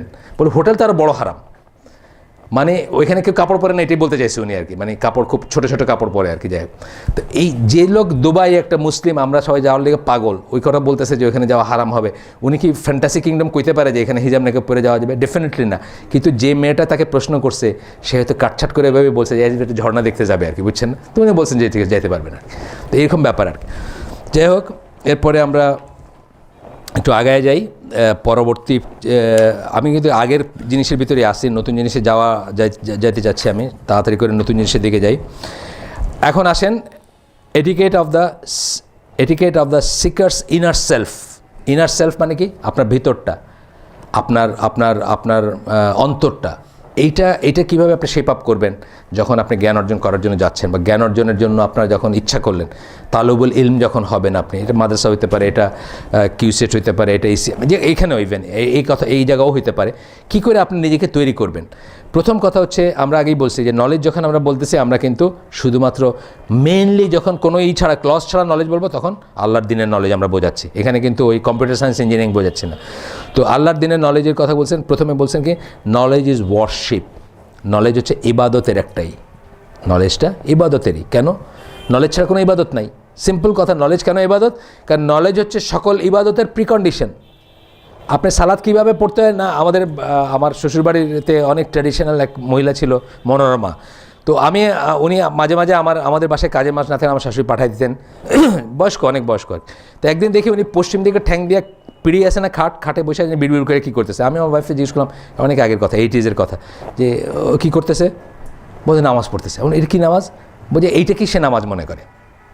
বুঝছেন তো, মানে সে নামাজ শিখে নাই, এটাকেই সে নামাজ মনে করে। বিড়বিড় করে সুবহানাল্লাহ আলহামদুলিল্লাহ কিছু একটা বলতেছে, এটাকেই সে নামাজ মনে করে। তো না, এটা কি নামাজ হইল না? নামাজ সম্বন্ধে, নামাজ পড়ার আগে বা সালাত আদায় করার আগে সালাত সম্বন্ধে জ্ঞানই করতে হবে, অজু সম্বন্ধে আরও জ্ঞানই করতে হবে, জায়গা পবিত্র হইতে হয়, শরীর পবিত্র হইতে হয়, আপনার কী বলে পরিধেয় পবিত্র হইতে হয়, এই সম্বন্ধে জ্ঞান লাগবে। তাইলে ইসের ইবাদত বলেন, ইবাদতের প্রিকন্ডিশন হচ্ছে নলেজ, আর তাই নলেজ হচ্ছে ইবাদত। নলেজকে আপনি ইবাদত হিসাবে নিতে হবে। কেন? এটা আপনি প্রাথমিকভাবে করবেন শুধু আল্লাহর জন্য করবেন, শুধু আল্লাহ সন্তুষ্টির জন্য করবেন, তর্ক করার জন্য না, ভোট পাওয়ার জন্য না, বড় আলেম বইলা বড় গোস্ত খাবেন, রুটি খাবেন সেই জন্য না, জলসায় আপনারে হাজার হাজার টাকা মাইনসে দিবে সেই জন্য না। প্রাথমিকভাবে আপনি আল্লাহর সন্তুষ্টির জন্যই করবেন। ওয়ার্শিপ যখন বলতেছি, ওয়ার্শিপের কি, ওয়ার্শিপ মানে কি, মানে ইবাদত। ইবাদতের কি শর্ত কি? ইমানের পরে কি শর্ত? প্রথম শর্ত কি? কেবলমাত্র আল্লাহর জন্য হইতে হবে। দ্বিতীয় শর্ত কি? আল্লাহ রসুলের শিখাই দেওয়া পদ্ধতিতে হইতে হবে। তাহলে যখনই আমরা বলতেছি ওয়ার্শিপ, তখন কি আপনার ওইভাবে করতে হবে যে আল্লাহর জন্য করতে হবে, প্রথম কথাটা। তারপর বলতেছেন ওই সূরা বাইয়িনার একটা 5 নম্বর আয়াতটা কোট করছেন এখানে, যে আপনি যে করবেন, আপনি সিনসিয়ারলি আল্লাহর জন্য আপনার ইবাদত হবে, সেটা এখানে এটার ওমর রাদিয়াল্লাহু আনহুর একটা আছে, আসার এখানে আসতেছে। তো এখানে বলতেছেন যে,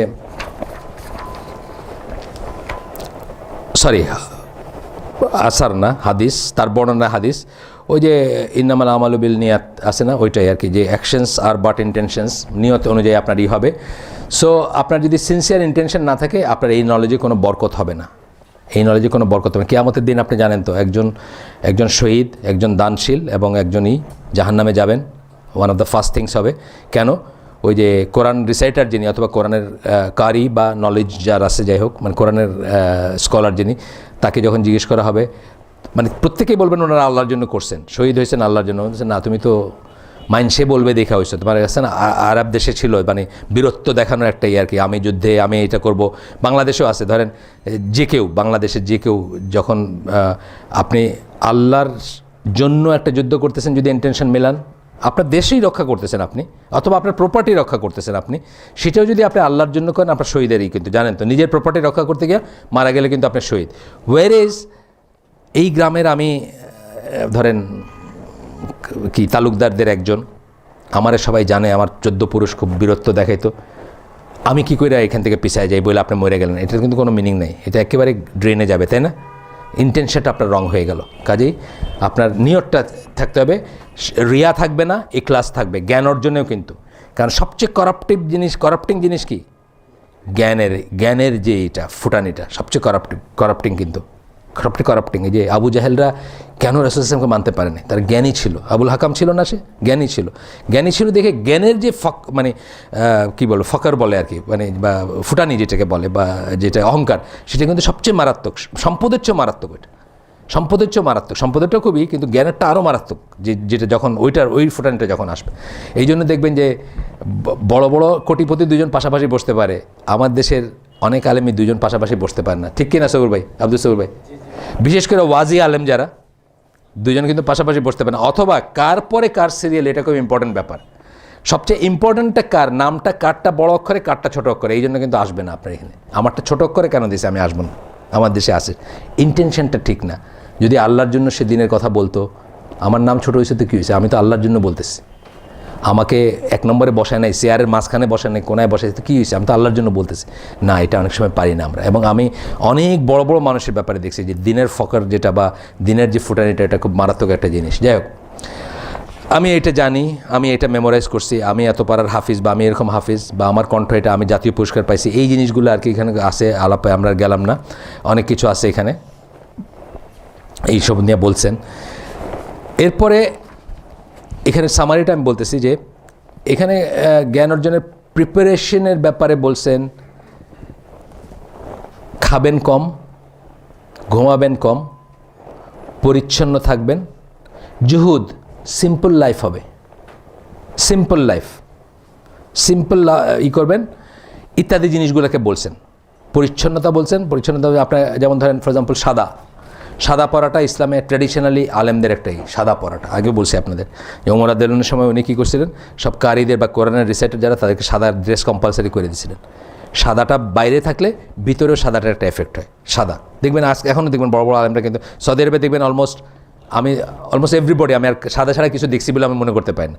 উপরটা হয়তো ওই চেকার একটা পরে, তারা চেক একটা পরে, ওই কুফিয়া কী বলে, যে ওই চাদর মার্কা, কিন্তু তোপটা যেটা অলমোস্ট আমি সাদা ছাড়া দেখছি বলে মনে করতে পারি না। তো এইটা যেমন ধরেন ভিতরটা বাইরটা একটা হবে। তারপরে এখানে হচ্ছে আরেকটা বলতেছেন যে foundation of knowledge is the fear of Allah. Ahmad bin হাম্বলের একটাই বলতেছেন, নলেজের ফাউন্ডেশন হবে আল্লাহ ভীতি, তাকওয়া বা আল্লাহ ভীতি। এইটা কিন্তু অত্যন্ত ইম্পর্ট্যান্ট একটা কথা, আগেও বলছি আবারও বলতেছি। আপনি যদি ধরেন আপনি ডাক্তারি পড়তেছেন, অনেক সময় একজন আর্মির একজন মেজর রিটায়ার্ড ডাক্তার, উনি কয়েকবার ওই যে পোস্ট গ্রাজুয়েট কি এমআরসিপি এফআরসিএস কী সব আছে না, ওইগুলো আমি ঠিক মনে নেই কোনটা ওনার, পোস্ট গ্রাজুয়েট মেডিসিনের ওইগুলো পরীক্ষা দিয়ে ফেল করতেছেন। তো একদিন আমার কাছে জিজ্ঞেস করলেন যে এরম ভাই আমাকে একটু দোয়া শিখাই দেন, মানে কী করলে আমার হবে, কী করলে আমার মানে মেমোরিটা বাড়বে। তা আমি দেখলাম কইরা যে প্রথম অ্যাকশন হচ্ছে গুনাহ ছাড়া, গুনাহ ছাড়তে হবে। গুনাহ ছাড়া মানে কি, আপনার তাকওয়া। এই যে বলতেছেন ফাউন্ডেশন অফ নলেজ হচ্ছে আল্লাহ ভীতি।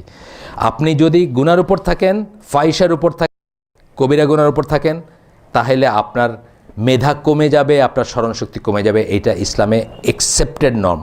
এবং আহমদ বিন হাম্বলের একটা ঘটনা আছে, ওনাকে কেউ একটা কিছু জিজ্ঞেস করছে, উনি এটা উত্তর দিতে পারেন নাই। ওই দিন রাত্রে উনি তাজুদে অনেক কান্নাকাটি করছেন আল্লাহর কাছে এবং বলছেন আই মাস্ট হ্যাভ সিন, নিশ্চয়ই আমি গুনাহ করছি, নাহলে আমি কেন উত্তর দিতে পারলাম না, আমার কেন মনে আসলো না ওই সময়, আমি জানি জিনিসটা কিন্তু আমার মনে আসে না, নিশ্চয়ই আমি গুনাহ করছি। তাহলে one of the first things হচ্ছে কি তাকওয়া। মানে আমি কিন্তু ইসলামের নলেজের কথা বলতেছি, আপনার তাকওয়া আছে কিনা, আল্লাহকে ভয় করেন কিনা, ওইটা হবে ফাউন্ডেশন অফ নলেজ। ওইটা হইলে আপনার নেক্সট স্টেপে যাবেন বা আপনার হবে, নাহলে আপনার ভিতরে নলেজ থাকবে না, ইভেন যেটা আছে ওইটাও চলে যাবে, ওইটা আপনি হারায় ফেলবেন।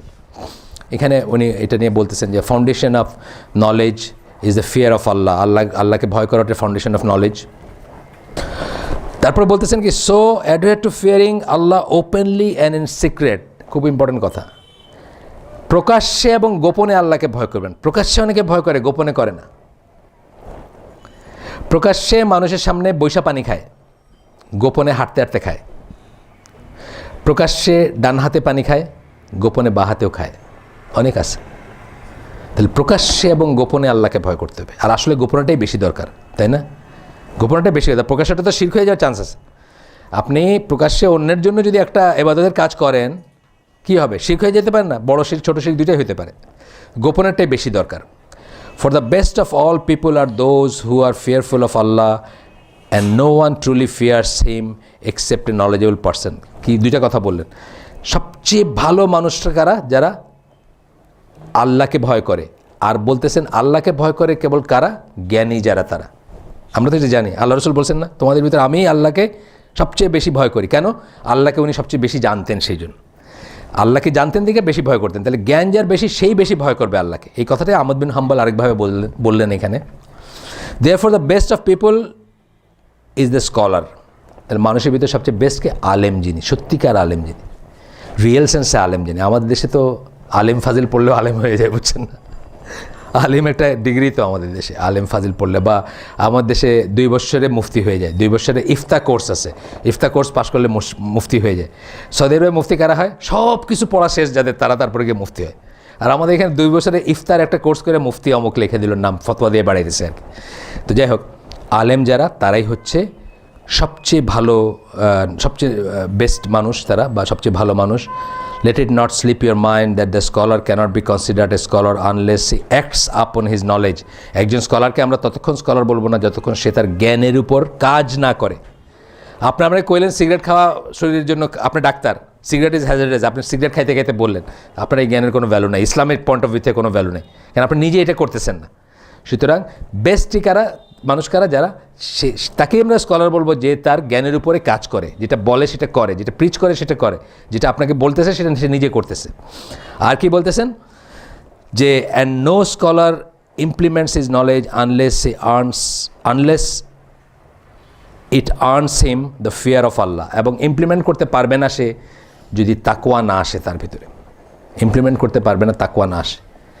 কারণ তাকওয়াটা কি, জাহির মানে সবার সামনে এবং গোপনে আল্লাহর ভয়, মানে কনসিয়াসনেস বলি আমরা। কনসিয়াসনেস তাকওয়া সম্বন্ধে আমরা কি বলছি আগেও আপনাদের বলছি, এইখানে এই মজলিসে যারা আসছেন আগে বলছি যে আমরা জানি ইসলাম, ইমান, ইহসান, তিনটা স্টেপ ইসলামের, তিনটা আপনার এক্সেল করার, ভালো হওয়ার তিনটা পর্যায়, ম্যাট্রিক, ইন্টারমিডিয়েট অথবা ইন্টারমিডিয়েট ডিগ্রি, মাস্টার্সের মতো ব্যাপার।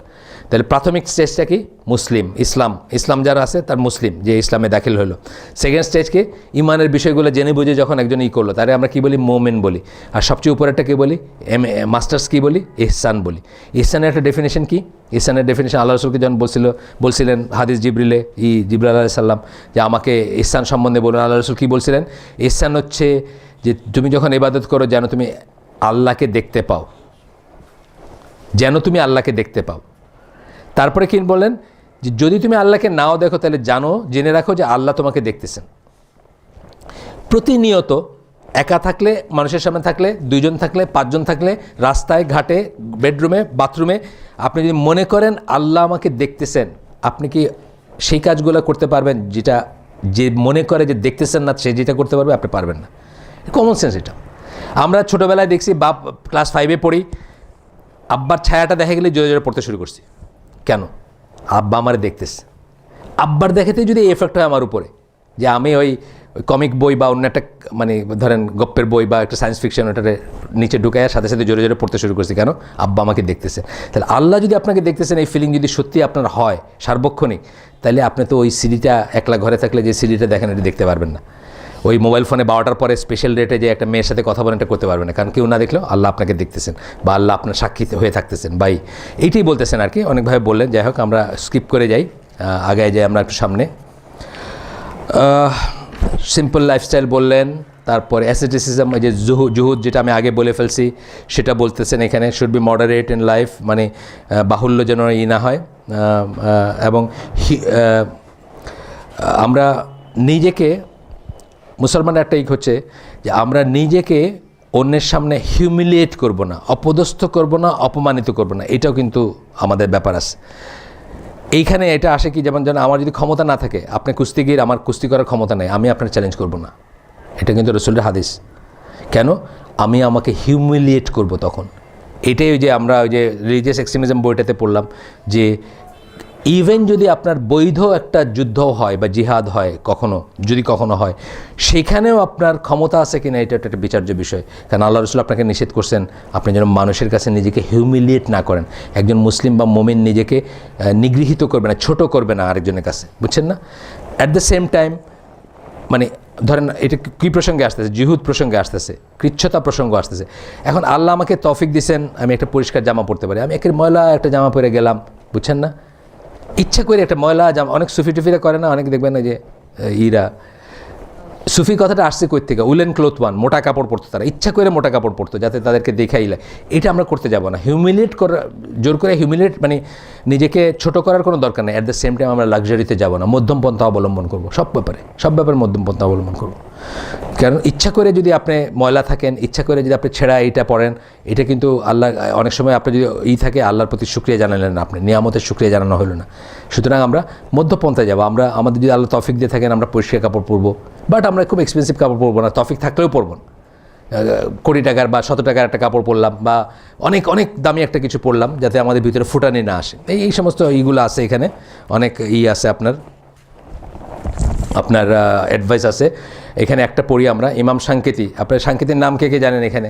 ইমাম সাংকেতির নাম জানেন তো না? আদওয়াল বায়ানজি তফসিরটা, মারা গেছেন আমিন সাংকেতি। ওনার বাড়ি ছিল মরিতানিয়ায়, অনেক বড় মাপের একজন স্কলার ছিলেন। হজ করতে আসছিলেন সৌদি আরবে, এবং সৌদির লোকজন তার কাছে ইলম নেওয়ার জন্য তাকে রিকোয়েস্ট করছে থেকে যেতে, উনি থেকে গেছেন।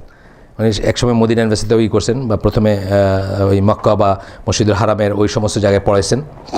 যাই হোক, ওনার একটা পড়বো আমরা এখানে। উনি বলতেছেন, ও আচ্ছা, took very little, ওনার সম্বন্ধে বলা হচ্ছে, took very little from this worldly life and I used to see him and he could not differentiate between the values of different notes and he once said to me, I came from my country. উনি অনেক সময় নোটগুলোর ভিতরে differentiate করতে পারবেন না, 500 Real 100 Real পারতেন না, কারণ নোট দেখা অভ্যাস নাই, বুঝছেন না? নোট ধরতেন খুব কম, বুঝছেন তো? নোট গুনতেন এবং ধরতেন কম, এই জন্য অনেক সময় নোট ডিফারেন্সিয়েট করতে পারতেন না। ইমাম সাংকেতির কথা বলতেছেন। উনি বলতেছেন যে আমি আসছি from my country and with me is a treasure that is very seldom found in the possession of any one and it is containment. আমি আমার দেশ থেকে আসছি, মরিতানি কিন্তু খুব গরিব দেশ, কিন্তু উনি বলতেছেন আমার কাছে এমন একটা সম্পদ আছে যেটা খুব কম মানুষের কাছে পাওয়া যায়। সেটা কি? তৃপ্তি। আমি তুষ্ট, আমাকে আল্লাহ যা দিয়েছেন সেটা নিয়ে আমি তুষ্ট। এই জন্যই নোট চিনতেছেন না আর কি, বড় নোট গণার দরকার নাই ওনার আর কি।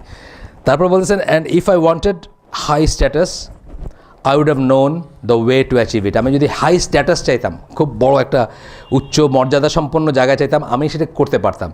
But I chose not to exchange this worldly life for the hereafter. অত্যন্ত দামি একটা কথা। আমি চুজ করছি কি, আখেরাতের সাথে এই জীবনটাকে বিনিময় না করতে, মানে এই জীবনটার কাছে আখেরাতের বিক্রি করতে চাই না, আমি আখেরাত বিক্রি করে এই জীবনটা পাইতে চাই না, কিন্তু আমি চাইলে পারতাম, এটা বলতেছেন। এটা আমাদের একটা থাকবে। গেল আমরা, এরপরে লাক্সারি না করার কথা বলতেছেন, অনার কথা বলতেছেন। তারপরে আমরা গেলাম, শেষ করে আমরা আজকের যে এটাতে যাচ্ছি, যে কমেন্ট আছে আমরা ইনশাল্লাহ এটা চেষ্টা করব। এখানে বলতেছেন যে ভেন টক করতে, মানে অহেতুক কথা বলতে না করতেছেন। জানেন হাদিসই আছে, হয় উত্তম কথা বলো না, চুপ থাকো। মোস্ট অফ আস কি আমাদের চায়ের দোকানগুলো চলে কি দিয়ে, খালি আড্ডা দিয়ে চলে না, সব একটা কথা তো কোনো মিনিং নেই। ভেন টক দেওয়া, সমস্ত শহরের চার দোকান আছে না, মানুষে কী করে, এখন তো আবার শয়তানের বাক্স থাকে, একটু ওইদিকে দেখতেছে, আবার ওই নায়িকারে কেমন লাগতেছে এটা নিয়ে কথা বলতেছে, মানে সমস্ত ভেন টক দিয়ে আমাদের জীবন চলে যায়। ভেন টক কিন্তু একটা বড় জিনিস। আল্লাহ রসুলের হাদিস কি, হয় উত্তম কথা বলো, নাহলে চুপ থাকো। এটা শুধু কথার বেলায় নয়, ঘরের বাইরে যাওয়ার ব্যাপারে হয়তো ঘরের বাইরে যেতে ডিসকারেজ করছেন। ঘরের বাইরে গেলে কি দেখেন আপনি, রাস্তায় গেলে কি দেখবেন? এখন একটা দুইটা হারাম তো দেখবেনই, দেখবেন না? একটা মেয়ে মানুষ, দুইটা পাঁচটা মেয়ে মানুষ যাই দেখেন, তাহলে অপ্রয়োজনে বাইরে যাবেন না। আর সবচেয়ে খারাপ জায়গা কি? বাজার। সবচেয়ে ভালো জায়গা কি? মসজিদ। কেন? সবচেয়ে খারাপ জিনিসগুলো বাজারে গেলে দেখবেন, সবচেয়ে ভালো কথাগুলো মসজিদে গেলে শুনবেন। এগুলো কমন অ্যাডভাইস, এগুলো আসছে জ্ঞান অর্জনকারীর আদবের ভিতরে আসতেছে এগুলা। আর বলছেন কি, ফার্ম হইতে বলছেন। ফার্ম মানে শক্ত হইতে বা ধরে রাখার কথা বলতেছেন কিছু একটা। এটা খুব ইম্পর্টেন্ট জিনিস। আমি বললাম না যে আমাদের অ্যারাবিক ক্লাস আমরা দুইটা সেকশন মিলে এখন একটা সেকশন হয়েছে, মাত্র 12 জনের মতো আসছে, 4 বছর গেছে আর কি। যাই হোক, সপ্তাহে একটা ক্লাস আমাদের আইসিডিতে। প্রথমে কয়জন ছিল? 30 জন 60 জন ছিল। বাকিরা কেন পারে নাই? ধরে রাখতে পারে নাই। ধরে রাখাটা খুব ইম্পর্টেন্ট। এই যে তাজবিদের একটা ক্লাস শুরু হয়েছে, আপনি জানেন তো, গ্রুপে আসেন ঢাকায়। ওই ব্র্যাক ইউনিভার্সিটির টিচার, ওই ভাইয়ের আছে আপনার, ওই যে সনদ আছে ইসের থেকে, উস্তাদ আব্দুল হামিদ, ওই সুদানের শেখের কাছ থেকে, ভালো, খুব ভালো তাজবিদে ভালো। আমার ছেলে একজন, উনি একজন, এরকম কয়েকজন আছে আর কি যারা ওনার কাছ থেকে নিচ্ছে আর কি, এই সনদ নিচ্ছে ইসে, ইজাজত এবং সনদ। উনি খুব ভালো ইসে। তো উনি প্রথম কথাটাই বললেন যে মানে শুরুতে দেখবেন জায়গা দিতে পারবেন না, পরে দুইজন একজনে হবে। একদম সত্যি কথা। কেন পারি না আমরা? ফার্মনেস নাই, প্রত্যয় যেটাকে বলি, দৃঢ় প্রত্যয় নাই, বা খুব করে থাকতে পারেন, লাগে থাকতে পারেন। একটা মেয়ে আমাদের গ্রুপে একবার মেল করছে যে, মানে একটা গল্প বলতেছে সে, যে আমি কোরআন পড়তে চাই, কোরআন শিখতে চাই। প্রথমে শুরু করলাম যে আমি ওই ফজিলতের সূরাগুলো দিয়ে আগে করবো, যেগুলোর কথা বলা হয়েছে, যে এই সূরাটা এটা, এটা সূরাটা এটা। তারপর আমি চিন্তা করলাম যে ওই রেভলিউশনের অর্ডারে পড়বো, মানে যেইভাবে নাজিল হয়েছে, যে অর্ডারে নাজিল হয়েছে সেই অর্ডারে পড়লে আমি ধারাবাহিকতা বুঝতে পারবো। তারপর আমি চিন্তা করলাম না, কোরআন শরীফের অর্ডারেই পড়ি, শুরু থেকে পড়ি। আলটিমেটলি আমি দেখলাম যে আমার কোনো দিন শেখা হলো না। এই যে চেঞ্জটা, এই যে শিফটটা, এটা কিন্তু ঠিক না। আমরা ফার্ম হব, কোনো জিনিসে শক্ত হব, দৃঢ় হব, ধরে রাখবো, কষ্ট হইলেও ধরে রাখবো। আর এটা করবোই না। কেন আমি এটা ওয়েস্ট করতে যাবো আমার সময়টা লাইফের? আজকের যে চ্যাপ্টারটা আমরা পড়বো, মেথোডোলজি মানে কি? পদ্ধতি, মানহাজ বলি আমরা অনেক সময়, পদ্ধতি বলি, জ্ঞান অর্জনের পদ্ধতির কথা বলতেছে। আজকের ইচ্ছে ছিল এটা। ইনশাল্লাহ আমার কাছে দেখি কতক্ষণ সময় আছে। আমার কাছে প্রায় 44 মিনিট সময় আছে ওনার বেঁধে দেওয়ার সময়। আমরা চেষ্টা করব 35-40 মিনিটে আজকের চ্যাপ্টারটাকে যদ্দূর পারি নিয়ে যেতে। আমি কেন আগেরগুলো বললাম, আমাদের একটা বড় ছেদ পড়ছে, আমরা অনেক হয়তো ভুলে গেছি কী নিয়ে কথা বলতেছিলাম, এই জন্য টাচ করে করে অনেকটুকু আমরা 35 পৃষ্ঠা এই বইয়ের আমরা সুইপ করে আসছি। আজকে 3-4 পৃষ্ঠা আমরা দেখব বাকি আজকের জন্য যেটা ছিল।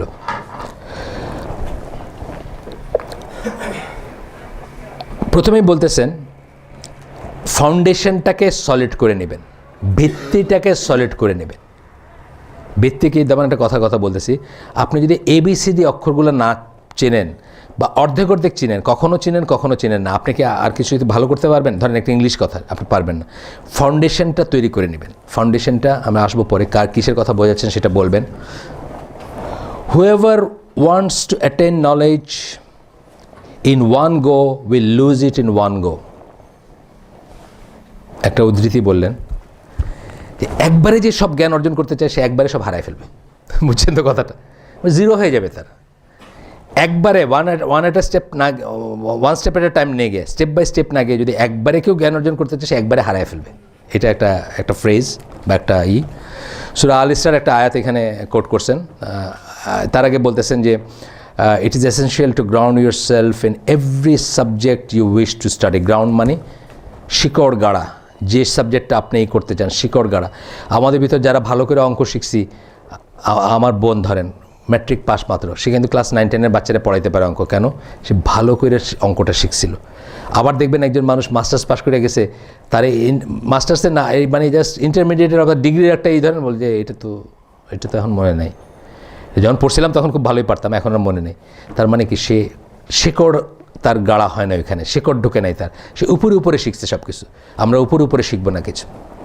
সূরা আল ইসরার একটা আয়াত করতেছেন এখানে, it is a Quran which we have divided into parts in order that you may recite it to man at intervals and we have revealed it by stages. কোরআনের কথা আল্লাহ বলতেছেন যে আমরা এটা স্টেপ বাই স্টেপ করছি, তুমি যেন মানুষকে শিক্ষা দিতে পারো, মানুষকে বোঝাইতে পারো এবং মানুষের কাছে পরিষ্কার করতে পারো। তাহলে কোরআন দিয়েই শুরু হচ্ছে যে কোরআনই আল্লাহ 23 বছরে কাফেররা বলছে যে কেন আমাদের উপর একটা বই হিসাবে চলে আসে না, কেন আল্লাহ পুরো বইটা একবারে পাঠায় দেন না, কেন আল্লাহ যদি পাঠায় দিতেন বইটা এটা কোনো কাজে লাগতো না। স্টেপ বাই স্টেপ আসাতে প্রত্যেকটা আয়াত আসছে বা প্রত্যেকটা রুলিং আসছে, আল্লাহ রাসূল সেটাকে করে দেখাই দিয়েছেন, নিজে করে দেখাই দিয়েছেন, কীভাবে করতে হবে দেখাই দিয়েছেন। হ্যাঁ, সেই জন্য কিন্তু 1400 বছর 1450 বছর পরেও আমরা এক্স্যাক্টলি জানি যে তিনি কীভাবে পানি খাইতেন, অথবা এক্স্যাক্টলি জানি উনি কীভাবে সেজদা দিতেন, বা এক্স্যাক্টলি জানি যে আঙ্গুলটা এইভাবে নাড়াইতেন। জানি না আমরা কেন জানি আমি যে স্টেপ বাই স্টেপ আসতে দেখাই। যদি ওয়ান গোতে কোরআন আসতো রসুলেরও দরকার ছিল না, বুঝছেন না, আর এক্সপ্লেন করার কিছু ছিল না। এটা বললেন আরও একটা আয়াতে সূরা ফুরকানের 32 নম্বর আয়াতে আল্লাহ একই কথা বলতেছেন যে অ্যান্ড দোজ হু ডিসবিলিভ, কাফেররা বলে, আল্লাহই বলতেছেন, বলে দিচ্ছেন আপনাকে, why is the Quran not revealed to him all at once, কেন তার কাছে একবারে কোরআন চলে আসেন? কাফেররা বলতো এই কথা। দাস এইভাবে it is sent in parts, অংশ করে আমরা পাঠাইছি, that we may strengthen your heart thereby, তোমার অন্তরটাকে যেন আমরা শক্ত করতে পারি। কেন? প্রত্যেকটা জিনিস প্র্যাকটিসের দিক দিয়ে, প্রত্যেকটা জিনিস ইমপ্লিমেন্ট করার দিক দিয়ে, প্রত্যেকটা জিনিস সত্য হওয়ার ভিতর দিয়ে আল্লাহ রসুলের ইমানটা বাড়ছে পর্যায়ক্রমে। আল্লাহ রসুল এবং তার সাথে যারা ছিলেন তাদের ইমানটা বাড়ছে না? তারা দেখছেন প্রেডিকশনগুলো কীভাবে হচ্ছে, তাদেরকে আল্লাহ ভিক্টরি বলছেন, সেই ভিক্টরিটা কীভাবে আসতেছে দেখতেছে না? স্টেপ বাই স্টেপ তাদের ইমান বাড়ছে বা শক্ত হয়েছেন, তারা আরও ফার্ম হয়েছেন যে আল্লাহ বলেন যা সত্য, আল্লাহ রসুল যা বলেন যা সত্য, দিন ইসলাম সত্য, কোরআনের আয়াত সত্য, এগুলো তারা স্টেপ বাই স্টেপ ফার্ম হয়েছেন।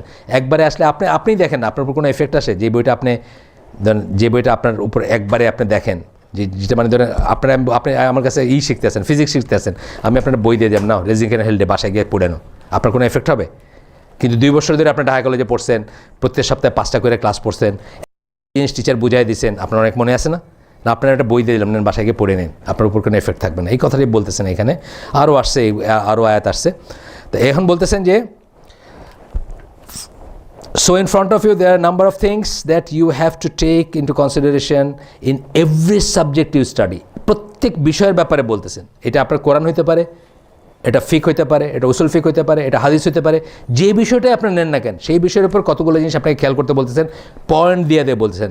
1 নম্বর বলতেছেন memorise a concise book on it, ছোট একটা বা সংক্ষেপ একটা বই আপনি এটার উপর মেমোরাইজ করেন, মুখস্থ করেন। হাদিস পড়তে আসছেন আপনি, বুলুগুল মারান মুখস্থ করেন কিন্তু অনেকে আমাদের যারা আমরা দেখছি যারা রিয়েলি সিরিয়াসই, বুলগুল মারাম একটা বই যেমন মুখস্থ করে, উমদাতুল আহকাম একটা বই হাদিস পড়তে গেলে মুখস্থ করে। এইভাবে আপনাকে বলতেছেন একটা কনসাইজ বই মুখস্থ করেন। কোরআন যদি পড়তে যান একটা অংশ মুখস্থ করেন আপনি, অথবা পুরোটা মুখস্থ করেন, পরে বলবেন যে পুরোটা মুখস্থ করেন। তারা সৌদি আরবের সিস্টেমটা বলবেন, কীভাবে তারা পড়েন, কীভাবে দিন শিক্ষা করেন, এটা বলবেন তারা।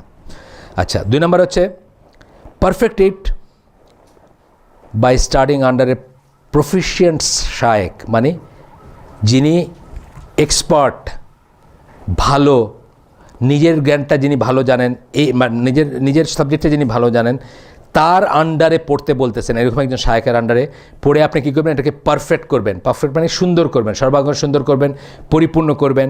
তারপরে বলছেন do not engage your self with long books, বড় বড় বই নেবেন না। যে সাবজেক্টে পড়বেন, তাই না, আপনার হাদিস পড়তেছেন, হাদিসের সবচেয়ে বড় বই বুখারী শরীফ পুরাটা নিয়ে বসলেন, এটা বলতেছেন না। বড় বড় বই নিতে না করতেছেন, প্রাথমিকভাবে নেবেন না। And compilations on many different subject, বিভিন্ন সাবজেক্টকে একসাথেই করবেন না, কতটা এখান থেকে পড়ুন, কতটা এখান থেকে, কতটা এখান থেকে, এটা না। যেটা ধরবেন ওটাতে লেগে থাকবেন এবং ওটা ডেপথে ঢুকবেন, ভিতরে ঢুকবেন, এটা বলতেছেন। আচ্ছা, ডিফারেন্ট সাবজেক্ট নিতে না করতেছেন। Before perfecting the basics and becoming proficient in it, একটা যেটা ধরছেন এটাকে বেসিক্স জানবেন এটা, এবং এটাতে আপনি দক্ষ হবেন, দক্ষ হয়ে তারপরে পরবর্তী সাবজেক্টে যাবেন। একসাথে একটু এটার পড়লাম, একটু এটার পড়লাম, এটা এরকম করবেন না। তারপরে কি বলতেছেন, do not shop from one concise book to another. যখন ছোটো বইও যখন বললেন, ধরেন আমি বুলুগুল মারাম আর উমদাতুল আহকাম, 2টা বই, হাদিসের বই, এটা একটু পড়ে আমার মনে আছে না, ওইটা একটু দেখি আর কি, এইটা করবেন না। এই যে বললাম, ওই যে ওই মেয়েটার ওই যে বলছে যে প্রথমে ফজিলত আল্লাহ সূরাগুলো পড়ি, তো সূরা মুলক বা ওই যেগুলো ইয়াসিন যেগুলোতে বলা হয়, বা তারপরে আপনি বললেন যে না রেভলিউশন অর্ডারে পড়ি, তো আপনি শুরু করলেন সূরা আলাক থেকে শুরু করলেন। তারপর বললেন যে কোরআনের অর্ডারে পড়ি, তো আপনি সূরা বাকারা থেকে শুরু করলেন। আপনার কোনোটাই শেখা হলো না। এইটা যেন না হয়, সোয়াপিং না হয়, মানে হপিং না হয়, এই যেন এটা বারবার বলতেছেন। Capture the benefits of the knowledge, যা শিখলেন এটার লাভটা কী, বেনিফিটটা কী, এইটার সুফলটা কী, কীভাবে জীবনে ইমপ্লিমেন্ট করবেন। আপনি দেখবেন মাহমুদ বিন আব্দুল ওয়াহাবের যে কিতাবুত তাওহীদ আছে, প্রত্যেকটা চ্যাপ্টারের পিছে কী কী শিখলাম এটার একটা আবার সামারি আছে। কি পড়ছেন নাকি কিতাবুত তাওহীদ? এখানে আমরা ক্লাস করতেছি ঢাকায়, 3rd স্যাটারডে আবু বকর জাকারিয়া পড়ান। প্রত্যেকটা চ্যাপ্টারের পরে দেখবেন সামারি আছে যে এখানে কী শিখলাম, জীবনে এখানে কীভাবে ইমপ্লিমেন্ট করবো, তাহলে আমরা কী বুঝলাম, এটা আছে। যে কোনো কিছু শিখলাম, আমরা সূরা ফাতিহা ধরেন, জাস্ট ফর এক্সাম্পল সূরা ফাতিহা পড়লাম, কী শিখলাম এখানে, এটা কি কোনোদিন আমরা পড়ছি? আমি কোনো হুজুরের কাছে পড়ছি, মক্তবে পড়ছি? কোনোদিন পড়িনি। সো মাচ সো দ্যাট আমরা রহমান এবং রহিম, ইংরেজিতে দেখবেন দুইটা জিনিস, দুটোই বলতেছে দয়ালু। আপনি অর্থ করতে যান, দুটোই দয়ালু। অনেক মানুষকে আমি জিজ্ঞেস করে দেখছি রহমান এবং রহিমের পার্থক্য জান না। বহু মানুষকে আমি জিজ্ঞেস করছি, কারণ কি কোনোদিন পড়ে বসে চিন্তা করে না যে কী শিখলাম, রহমান কি আর রহিম কি, এটা সেখানে দুইটার মানে কিন্তু দয়ালু, দুইটার মানে পরম দয়ালু, করুণাময়, একই কথা। কিন্তু আল্লাহ কি কোরআনে একটা বাহুল্য ওয়ার্ড ইউজ করছেন? না। এইটা কিন্তু একটা প্রিন্সিপাল, একটা ওয়ার্ড যদি না ব্যবহার করে চলে, আল্লাহ সেটা ব্যবহার করেন নাই। একটা বাহুল্য নাই, কম নাই, বেশি নাই, প্রিসাইজ কোরআন, তাই না? তাহলে পাশাপাশি বিসমিল্লাহির রহমানির রহিম দুইটা শব্দ কেন বললেন? দুইটারই তো রুট একই, রাহিম থেকে আসছে বা রাহমাত থেকে আসছে, দুইটা কেন বললেন? কে বলতে পারবেন এখানে? বলুন আপনি, ওকে আগে, আমি ওনাকে আগে দেখছি, বলেন। আর আপনি তো জানবেনই, আপনি খুতবা দেন, উনি দেখি একটু বলেন। রহমান মানে উনি দয়ালু, সেটা ইন জেনারেল সবার প্রতি দয়ালু, আর রহিম উনি সেটা হচ্ছে মুমিনদের জন্য। হ্যাঁ, মোটামুটিভাবে আলহামদুলিল্লাহ। রহমান হচ্ছে কাফের, মুশরিক, বাঘ, ছাগল, গরু সবার জন্য যার দয়া, সমস্ত সৃষ্টিকে এনকম্পাস করে, যে তার নাম হচ্ছে, তার এই সিফাতটার নাম হচ্ছে রহমান এবং আর রহমান। এবং এটা শুধু রহমানও কোনো রহমান সাহেব ডাকা যাবে না, শুধু রহমান বলতে কিছু নাই, এটা শুধুমাত্র আল্লাহর নাম। এটা এই সিফাতটা আর কারো বেলায় না। রহিম যেটা, সেটা হচ্ছে সেটা ডিমিনিটিভ যেটা, আর রাহিম শুধু আল্লাহর নাম, ঠিক আছে। কিন্তু আপনি আমাকে এক গ্লাস ঠান্ডা পানি খাওয়াইছেন, আমি বলতে পারি আন্তা রাহিম, এটা ঠিক আছে, এটা জায়েজ আছে, এটা ডিমিনিটিভ বলি আমরা। এটা শুধুমাত্র বিশ্বাসীদের জন্য আল্লাহর যে এইটা দয়াটা, সেটাকে আর রাহিম নামের আন্ডারে আসে। এবং স্কলাররা বলেন, মানে প্রথম কথা যেটা বলবেন সেটা যে হিয়ার আফটারের দয়া যেটা, সেটা যিনি দেখাবেন মুমিনদের প্রতি, হিয়ার আফটার মানে কিয়ামতে, তাকে রহিম বলা হয়। তবে ইমাম সাংকিতি সহ অন্যরা বলছেন যে এই দুনিয়াতেও মানে বিশ্বাসীদের জন্য যে স্পেশাল দয়া যেটা আছে আল্লাহর, সেটা হচ্ছে রহিম নামের আন্ডারে আসবে। তাহলে দেখেন এই যে জিনিসটা আমরা যখন সূরা ফাতিহা পড়ছি, যেদিন প্রথম শিখছি বা যেদিন তর্জমা পড়ছি বা যে কোনো ক্লাসে পড়ছি, সেদিন যদি আমরা একটা সামারাইজ করতাম, আমাদের হুজুর যিনি মক্তবে বা যেই আলেম যিনি আমাদের পড়াইছেন, উনি যদি বলতেন যে এই যে দুটো শব্দ পড়লা, দুটো শব্দ কেন আলাদা, বা উনি যদি বলতেন ইয়াকা নাবুদু ওয়া ইয়াকা নাস্তাইন, এটার মানে কি, বা এই দিন আসে এইভাবে যদি একটা সামারি করতেন, আজ পর্যন্ত আমার মনে থাকতো, তাই না? বা আপনাদের মনে থাকতো অনেক দিন, বা আপনি এটাকে জীবনে ইমপ্লিমেন্ট করতে পারতেন। এইটা আর কি, যে বেনিফিটগুলো দেখবেন। তারপরে বলছেন যে mentally prepare your self to seek knowledge and progress in it. আগে মেন্টালি প্রিপেয়ার করবেন, আপনার মানসিক একটা প্রস্তুতি থাকতে হবে আপনি যে জ্ঞান অর্জনের জন্য যেতেছেন। আমি যে একজন ওয়েস্টার্ন স্কলারের শুনতেছিলাম, উনি সিরা পড়াবেন একটা ইংলিশ বই থেকেই, মার্টিন লিংসের বই থেকে। উনি বলতেছেন আমি আজকে গোসল করে আতর মেখে সাদা কাপড় পরে আসছি, এটার মেন্টাল প্রিপারেশনের জন্য। আপনার মনটা রেডি করছেন আপনি। আল্লাহ রসুল সাল্লাল্লাহু আলাইহি ওয়াসাল্লাম দেখেন তারা কত শ্রদ্ধা করতেন, মানে আল্লাহ রসুলের লাইফটা পড়াইতে আসতেছেন, কোরআন হাদিস পড়াইতে না, আল্লাহ রসুলের সিরা পড়াইতে আসছেন।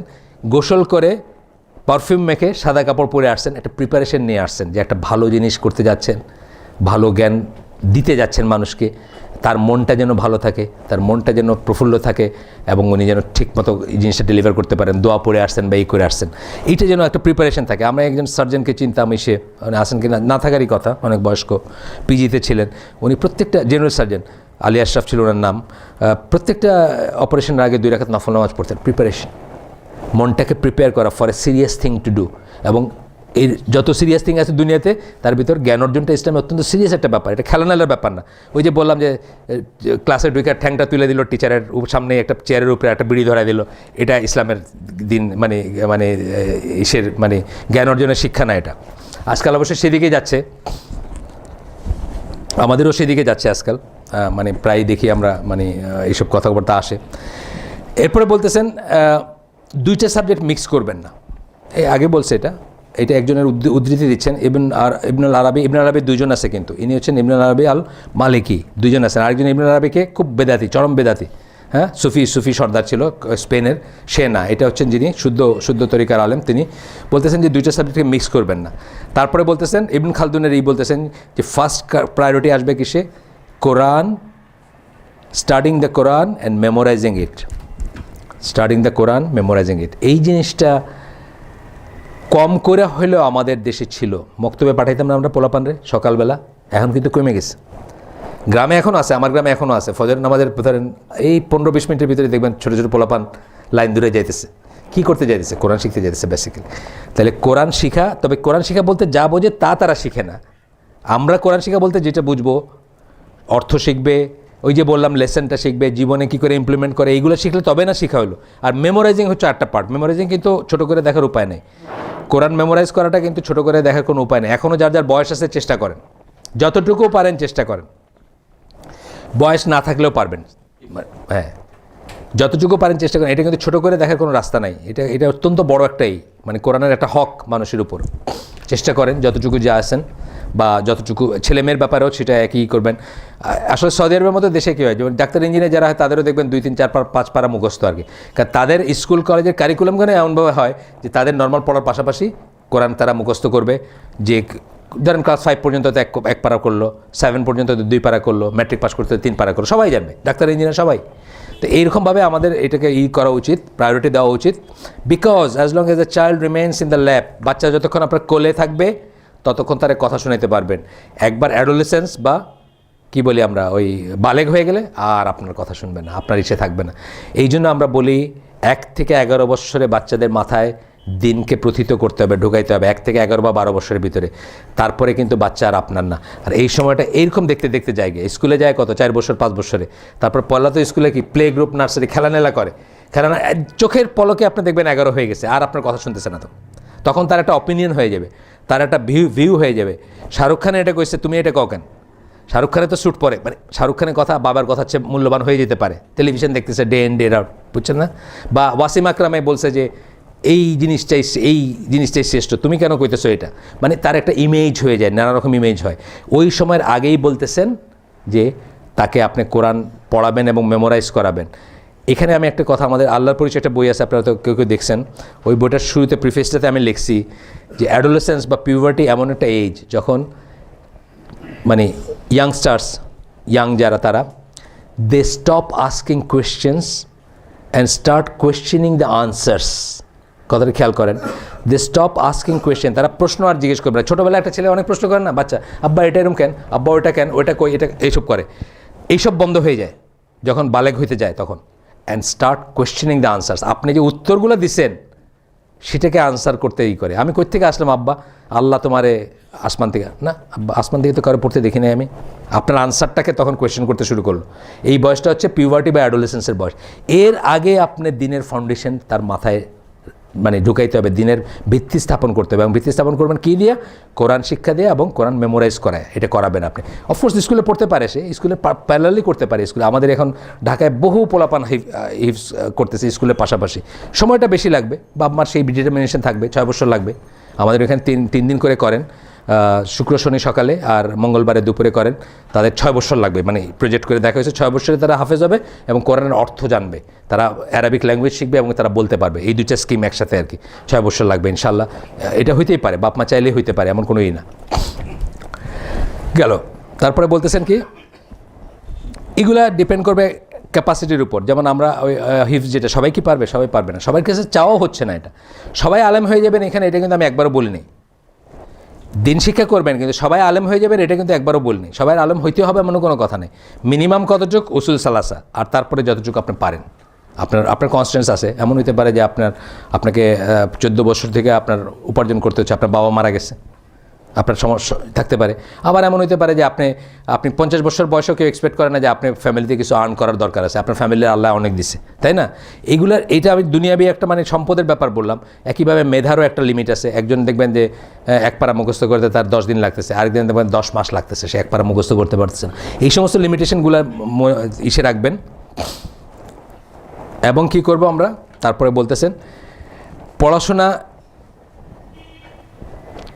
এমন জায়গায় করব যেখানে আমাদেরকে কনফিউজ না করা। খুব ইম্পর্টেন্ট কথা। দেখেন, ছেলেকে যখন ইংলিশ মিডিয়াম স্কুলে পাঠাইলেন, ছেলে যখন ব্রিটিশ কারিকুলামে পড়তেছে, পয়লাই সে 5, 6, 7, 8 থেকে পড়তে শুরু করে মানুষ বান্দর থেকে আসছে। সত্যি যদি সে বিশ্বাস করে ফেলে মানুষ বান্দর থেকে আসছে, তাহলে আপনার আদম, হাওয়া, কোরআন এই সমস্ত কথা মিনিংলেস না তার কাছে। সে কনফিউজ হয়ে যাবে। আজকে আমরা বাচ্চাদের কী করতেছি? যেই জায়গায় গেলে কনফিউজ হবে সেই জায়গায় পাঠাইতেছি, কনফিউশনের জায়গায় পাঠাইতেছে। তাদের ভিত্তিটা শক্ত হওয়ার আগেই তাদেরকে কনফিউশনের জায়গায় পাঠাইতেছে, যেখানে নানা রকম জিনিস শুনবে। যেমন আমি বলছি, SOS পল্লীতে একটা স্কুলের কথা উঠছিল একবার, যে টিচার এসে বলছে যে তোমরা আল্লাহকে কেন ডাকো? আল্লাহ আমাদেরকে এই দেন, তাই নাকি? চোখ বুঝো তো, চোখ বুঝো। চকলেট চাও তো আল্লাহর কাছে, দেখো তো আল্লাহ দেন নাকি, আল্লাহ আমাদেরকে চকলেট দাও। অনেকক্ষণ পরে বললেন যে চোখ খোলো, পাইছো চকলেট? না। এবার টিচারের কাছে চাও তো চকলেট, টিচার আমাদের চকলেট দেন। টিচার সবাই হাতে হাতে একটা করে চকলেট দিল। কনফিউশনের জায়গা। এরা আপনার বাচ্চাকে কনফিউজ করার জন্য বসে রয়েছে। বাচ্চার দিনের ফাউন্ডেশন হয় নাই, দিনের ফাউন্ডেশন হওয়ার আগে তার চাইতে এটা বুঝবে না। আপনি ধনুষ্টঙ্কার, ডিপথেরিয়া, টাইফয়েডের টিকা দেন বাচ্চারা, 6 মাস থেকে শুরু করেন। আপনার সবচেয়ে বড় টিকাটা, সবচেয়ে বড় রোগটা পৃথিবীর, ওইটার টিকা দিবেন না আপনি? আগে কুফরের টিকা দিবেন আগে সে যেন কাফের না হয়ে যায়, সেই জন্য তারে দিনের জ্ঞান দিতে হবে। সেই টিকাটাকে জ্ঞান। তার যদি জ্ঞান থাকতো তাকে কিন্তু কনফিউজ করতে পারতো না। এটা বলে বান্দর থেকে মানুষ এসে বলে তারা কিছু করতে পারতো না, কিন্তু তার জ্ঞান নেই, সে গেছে ওইখানে। এমনভাবে আপনারা যারা বায়োলজি সামান্য পড়ছেন তারা জানেন যে ডারউইনিজম হচ্ছে একটা থিওরি, এটা কিন্তু এস্টাবলিশ কোনো ফ্যাক্ট না। থিওরি, একটা সাজেশন। একজন বলছে যে এরকম হইতে পারে, আমি বলতেছি ওরকম হইতে পারে, আপনার বলে এরকম হইতে পারে। এইটাকেই তারা চালায় দিচ্ছে সত্য হিসাবে। ইংলিশ মিডিয়াম স্কুলে যেটা মানে অক্সফোর্ড কারিকুলাম বা এই কারিকুলাম বা আমাদের দেশেও সায়েন্সে, ওই রকম কনফিউশনের জায়গায় তারা পাঠানোর আগে উচিত আপনার তার ফাউন্ডেশনটা শক্ত করে দিবেন আপনি। গেল। এরপর বলতেছেন কি যে কনসাইজ মানে সঠিক কিন্তু ছোট বই। কনসাইজ মানে ছোট সংক্ষেপ বই, কিন্তু একদম টু দ্য পয়েন্ট বই আছে যেগুলা, সেইগুলার একটা লিস্ট নেবেন। এবং এইগুলা এক প্লেস থেকে আরেক প্লেসে ভ্যারি করবে, এক দেশ থেকে আরেক দেশে ভ্যারি করবে। এটা বলতেছেন, এটা ঠিক কথা। আমাদের দেশে মাদ্রাসাকে জিজ্ঞেস করেন কী বই পড়ায়, সৌদি আরবে মাদ্রাসা জিজ্ঞেস মানে স্কুলে বা দিন শিক্ষায় কী বই পড়ায় জিজ্ঞেস করেন, দেখবেন অনেক তফাৎ। প্লেস টু প্লেস এটা ভ্যারি করবে। তো এখন বলতেছেন যে যেই জোনে আমরা দিন শিক্ষাটা করবো, অফকোর্স আমাদের দেশে আমরা একটা শুদ্ধ স্কলার খুঁজবো, তার কাছে যাব, তার কাছে পাঠাবো, বা তার কাছে থেকে একটা লিস্ট নিব আমরা। After the stage of Quranic schools and মানে কোরআনিক স্কুল এবং ইসের পরে মেমোরাইজেশনটাকে বলতেছেন প্রথম স্টেপ। দিন শিক্ষার কথা বলতেছি কিন্তু আমরা। কোরআনিক স্কুলে যাবে, কোরআন পড়বে, কোরআন পড়তে শিখবে এবং মেমোরাইজ করবে। এই স্টেপের পরের স্টেপ বলতেছেন 3টা শ্রেণীতে বিভক্ত হবে। প্রথম হচ্ছে বিগিনার্স, ইন্টারমিডিয়েট, অ্যাডভান্স। এটা তো আমরা জানি সবাই, শুরুতে একটা মানে বিগিনার্স একটা। এখন এখানে কি বলবেন দেখেন, ইনফর্মাল শিক্ষার কথা বলবেন। এখানে কিন্তু কোনো ডিগ্রির কথা বলবেন না, কোনো সার্টিফিকেটের কথা বলবেন না। নবী সাল্লাল্লাহু আলাইহি ওয়াসাল্লামের সময় যে সিস্টেমে হয়তো সৌদি আরবে এখনও অনেক মানুষ সেই সিস্টেমে দিন শিক্ষা করে, মসজিদ ভিত্তিক দিন শিক্ষা, মসজিদের ভিতর আলেমের পাশে পায়ের কাছে বৈশাখ দিন শিক্ষা, কোনো সার্টিফিকেট নাই। ওই আলেম যেদিন বলবে যে তোমার হয়েছে ওই দিন হয়েছে, কোনো টার্ম নাই, কোনো সেমিস্টার নাই, কোনো সার্টিফিকেট নাই, কোনো পরীক্ষা নাই। ওই আলেম যেদিন বলবে যে তোমার হয়েছে এটা, ইনি ফিকের, উনি কোরআনের, উনি হাদেসের, এইভাবে আলেম একজনকে শেষ করে একজনের কাছে যাবে। এই ট্র্যাডিশন কিন্তু এখনও সৌদি আরবে আছে। এইটা নিয়ে উনি লিখতেছেন, কি বলতেছেন, তাওহীদের ব্যাপারে যখন কেউ শিখবে, কি শিখবে, আল-উসুলাস সালাসা, যে আপনাদের বললাম 3টা প্রিন্সিপাল, তারপরে তিনটা মূলনীতি এবং কাওয়াইদ আল আরবা 4টা প্রিন্সিপাল, ওইটা একটা আছে, কাশফুস শুবহাত, বেসিক বইগুলো বলতেছেন। তাওহীদ শিখতে গিয়ে কোন বইগুলো আগে শিখবেন, অনেকে নাম জানেন, এগুলো আপনার জানতে হবে কোনো কথা নেই। আমি বললাম যদি কানে থাকে এই বইগুলো সব পাওয়া যায়, কিন্তু পাওয়া যায় না, এই লেখাগুলো সব পাবেন, ইসিএসে বললেই আপনার দিবে বার করে।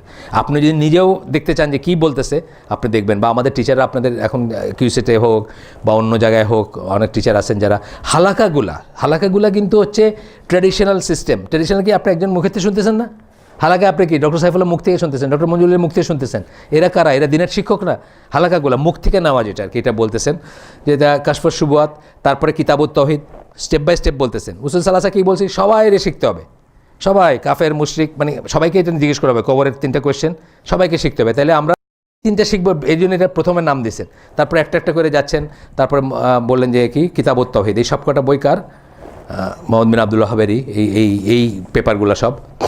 তারপরে এটা সৌদি আরবের ব্যাকগ্রাউন্ডে বলতেছেন উনি, সৌদি আরবে ওনারা কীভাবে দিন শিখেন, কোন স্টেপের ভিতর দিয়ে যান, এটাই করতেছেন। তারপরে বলতেছেন কি আসমা ওয়াস সিফাত শিখবেন। তাওহীদের একটা প্রথমটা গেল, আসমা ওয়াস সিফাত কারে বলে, আল্লাহর নাম এবং গুণসমূহের যে তাওহীদ সেটাকে আসমা ওয়াস সিফাত বলে, তাওহীদ আসমা ওয়াস সিফাত বলে।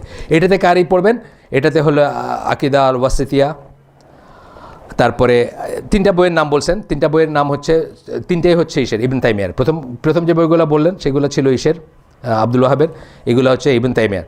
তারপরে বলতেছেন ফর অ্যারাবিক ল্যাঙ্গুয়েজ, এটা শিখবেন। তারপরে হাদিস, মানে একটার পর একটা বলে গেলেন, অনেক কটা বইয়ের নাম দিয়েছেন, আমি সেগুলোতে যাচ্ছি না, কারণ এগুলা আপনারা এই বইটা চাইলে আপনারা নিজেরাও আমাদের কাছে ফটোকপি করে নিতে পারবেন। দেখলেন কি আছে, একটা করে অনেক কিছু বললেন, বলে একখানে আসলেন হিস্ট্রি, কারো হিস্ট্রি পড়বেন, হিস্ট্রি বা আপনি জানতে চান, ইবন কাসির বলতেছেন, ইবনুল কাইয়িম বলতেছেন, তারপরে ইবনে তাইমিয়া বলতেছেন, এইভাবে বলে গেলেন।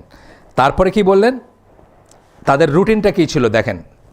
এটা হলো সৌদি আরবের এখনকার ট্র্যাডিশনাল দিন শিক্ষার বই বললাম, তাদের রুটিন বলতেছি কী রুটিন ছিল দেখেন, এটা একদম সুন্নাহ রুটিন। আমার কাছে গাড়িতে একটা আছে, যদি কেউ চান রাসূল সাল্লাল্লাহু আলাইহি ওয়াসাল্লামের টাইম ম্যানেজমেন্ট, একটা দিনে উনি কী করতেন, এই পেপারটা আমার কাছে আছে ইংরেজিতে, যদি কেউ চান নিতে পারেন, আমি দিতে পারবো, আপনার ফটোকপি করে নিলেন। 4 ঘন্টা ঘুমাইতেন, আচ্ছা আমাদের ভিতর কারো হয়তো ধরেন একটু বেশি দরকার আছে ঘুমের, আমরা একটু বেশি ঘুমাইলাম, এটাকে ভ্যারিয়েবল, এটা যে সবাই 4 ঘন্টা ঘুমাইতে হবে এমন কোনো কথা নেই। কিন্তু যে রুটিনটা ছিল, এই রুটিনটা কিন্তু এক্স্যাক্টলি যে রুটিনটা তারা পড়াচ্ছেন। কি বললেন এখানে, শুরু করবেন কি দিয়া, ফজর থেকে নেয়া টিল ফোরনুন, মানে সূর্য মধ্য আকাশে যাওয়ার আগে পর্যন্ত।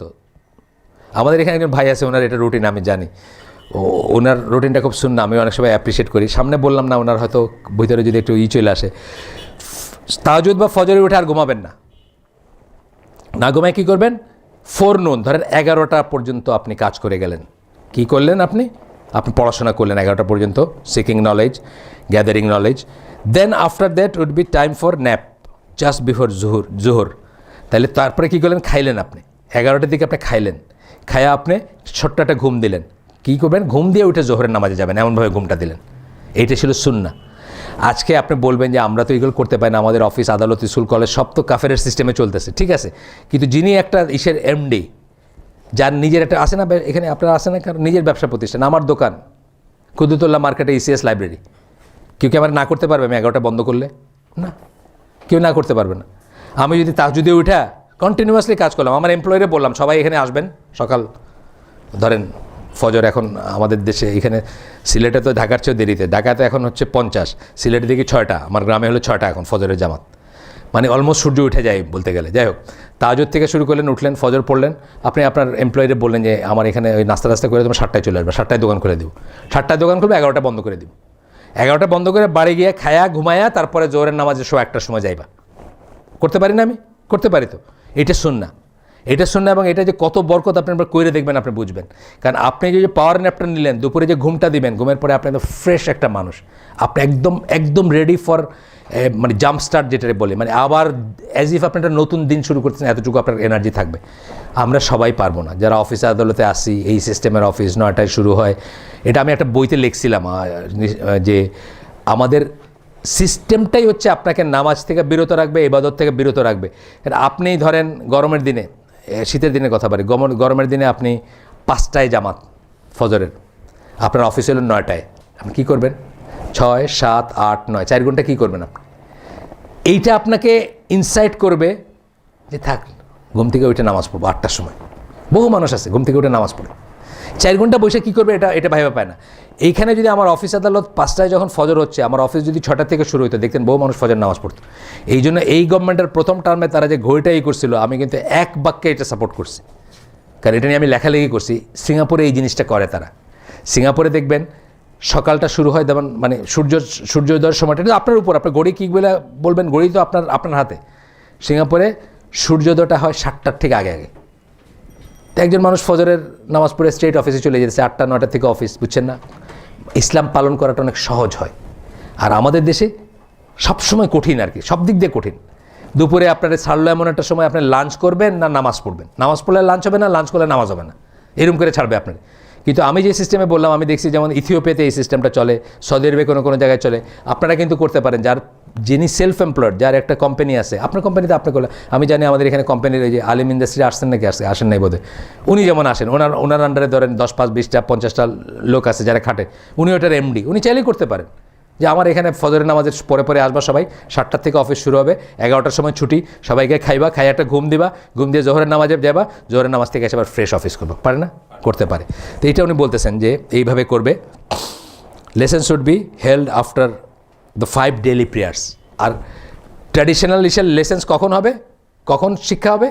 5টার সালাতের পরে, মানে 5 ওয়াক্ত সালাতের পরেই লেসেন চলবে। মসজিদ ভিত্তিক যে লেসেনটা, যেটা আমাদের দেশে উঠে যাইতেছে এখন, যেটা আমাদের মাদ্রাসারও এখন ঘন্টা বাজায় আর কি, ঘন্টা বাজালে ছুটি শেষ। কিন্তু এখানে কি বলতেছে, ওস্তাদের সাথে আপনি বসবেন, মানে আসলে দিন শিক্ষার আগে কি ম্যানার শিখতে হবে, ব্যবহার শিখতে হবে, আচার শিখতে হবে। ওস্তাদের কাছে যাওয়ার মেইন জিনিস হচ্ছে তার চরিত্র গঠন হইতে হবে, তার কাছ থেকে আপনি আচার আচরণ শিখবেন, এটা হচ্ছে মেইন। আর সাথে দিয়ে কী করবেন, তার সাথে থাকবেন, মুলাজিমা সিস্টেম বলে, তার সাথে তার চোখের সামনে আপনার সারাটা দিন কাটবে। এবং সেই ওস্তাদও এরকম হইতে হবে। আমাদের মতো এই মসজিদের ইমামরে পুলিশে এসে ধরে নিয়ে যায় 3.5 বছরের ছেলের সাথে কি আকাম কুকাম করছে, এইরকম ওস্তাদ না আর কি।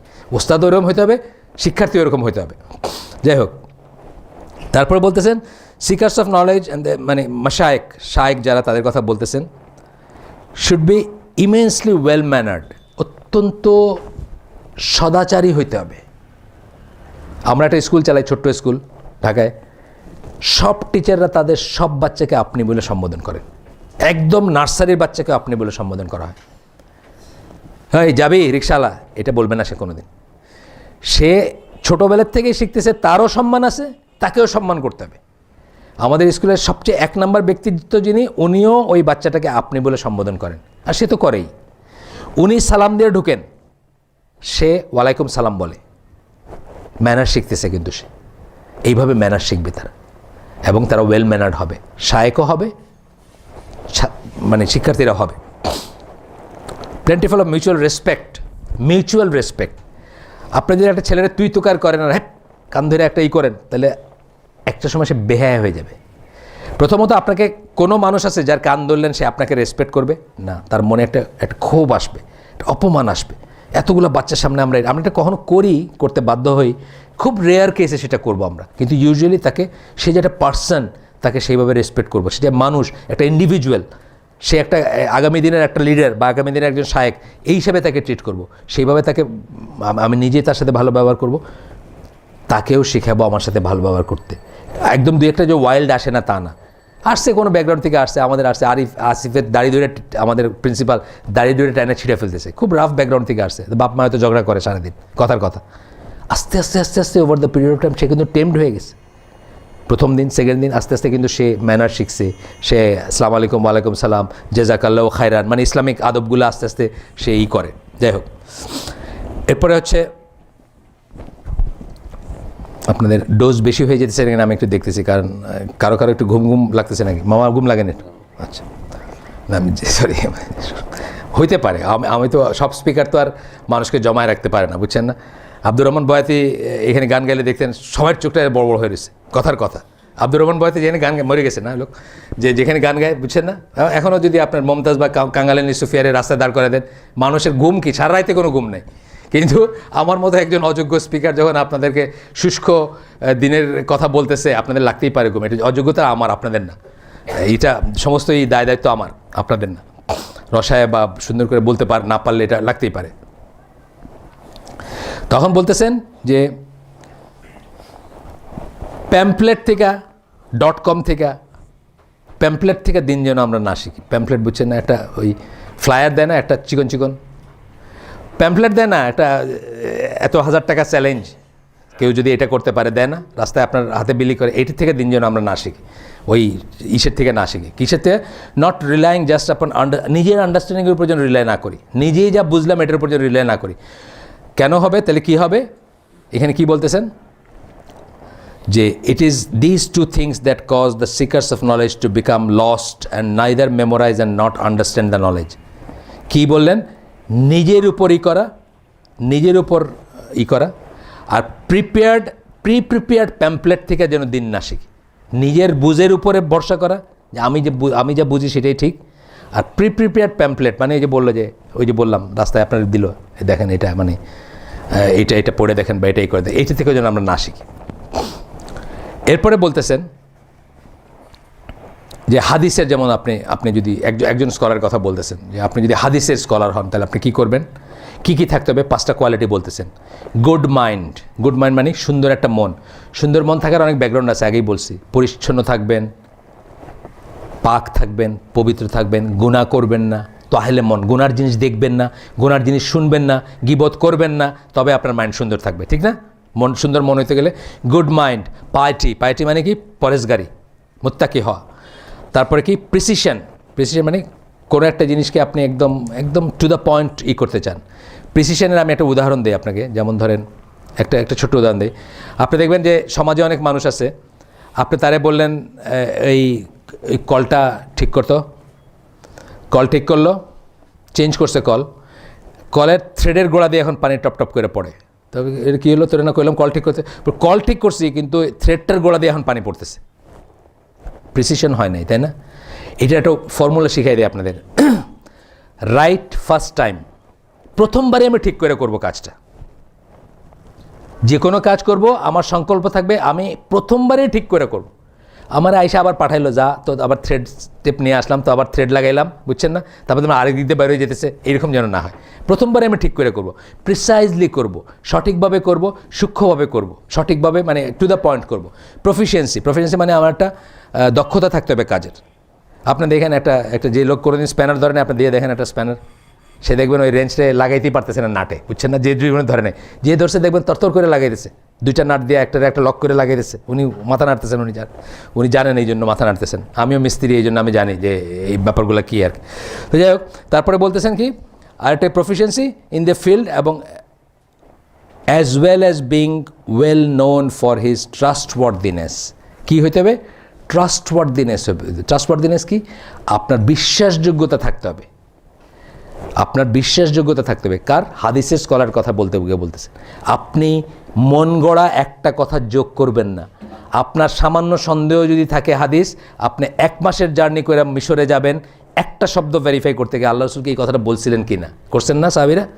এই কথাটা বলছেন না, এই কথাটা বলছিলেন। 1 মাসের জার্নি করে গিয়া একটা কথা শুনে আবার উঠে করে রিভার্স জার্নি শুরু করছেন। ট্রাস্টওয়ার্দিনেস, আন্দাজের উপর একটা কথা বলেন নাই। আমার মনে হয় এটা আজকাল অনেকে বলে, কই জানি ফোর্সলাম, কই একটা বলে দিল আর কি, বুঝছেন না? এইটা বলবেন না, এইটা বলবেন। ট্রাস্টওয়ার্দিনেস 5টা কোয়ালিটি বলেন। ইমাম জাহাবি বলতেছেন, উনি আরেকখানে বলতেছেন আরেকটা এরকম একটা জিনিস, কী কোয়ালিটি থাকতে হবে যারা করবে, মানে আপনার দিন শিক্ষা করবে বা নলেজে যারা করবে, যারা দিনের জ্ঞান বা আল্লাহর দিন যারা শিখবে, তাদের কি থাকবে? ট্রাস্টওয়ার্দিনেস, এই যে বললাম, বিশ্বাসযোগ্যতা বা আর কি বলবো, সিনসিয়ার, মানে তার উপর ভরসা করা যায় আর কি, মানে সে আন্দাজে কিছু বলবে না বা এই ধরনের জিনিসগুলা ইজ এ পোর্শন অফ দিন। এটা হচ্ছে দিনের একটা অংশ, তাকওয়ার একটা অংশ এটা। And precision is included in proficiency. প্রিসিশনটা কিসে আসবে? দক্ষতার ভিতরে আসবে, মানে এই যে টু দ্য পয়েন্ট আপনি একটা কাজ করবেন, এটা দক্ষতার ভিতরে চলে আসবে। আরেকভাবে উনি বলতেছেন কথাটা, so what a hafiz really needs, হাফিজের কথা বলতে গিয়ে এটা উনি করতেছেন, একজন হাফিজ হওয়ার জন্য কী দরকার? Is to be fearful of Allah, আল্লাহকে ভয় করতে হবে। আল্লাহকে ভয় করা দিনের সকল জ্ঞানের প্রিকন্ডিশন। যে মসজিদের ইমাম বা মাদ্রাসার টিচার তার ছাত্রকে বলাৎকার করে, সে আল্লাহকে ভয় করে না, করে? আল্লাহকে ভয় করে না।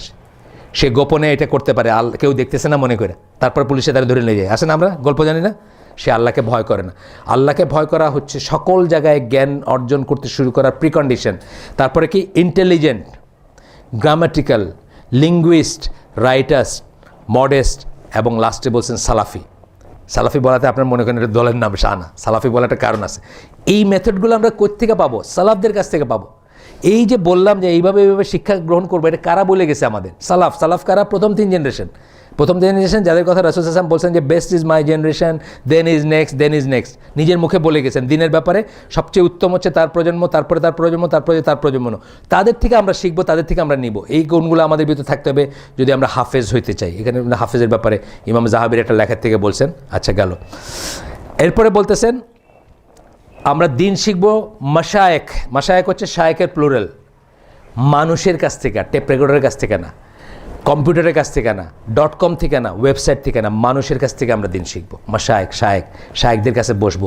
ঢাকায় যেমন আমি এখন অবশ্য অনেকে রাস্তায় আসতেছেন, বহু মানুষ আছেন মানে .com-ই করতেছেন, ওনারাও এখন আস্তে আস্তে আমাদের যে শায়েখদের নিয়ে আমরা পড়াই তাদেরকে আস্তে আস্তে এখন ওনারাও অ্যাডাপ্ট করতেছেন। আমরা জানি অনেক জায়গায় আমাদের এই শায়েখরা এখন প্রোগ্রাম করেন, কিন্তু পয়লা দিকে উই ওয়ার দ্য ফার্স্ট ঢাকায় যারা পর্যায়ক্রমে প্রতি সপ্তাহে এই লেভেলের শায়েখদের নিয়ে প্রোগ্রাম করছি 2007 সাল থেকে 8 সাল থেকে।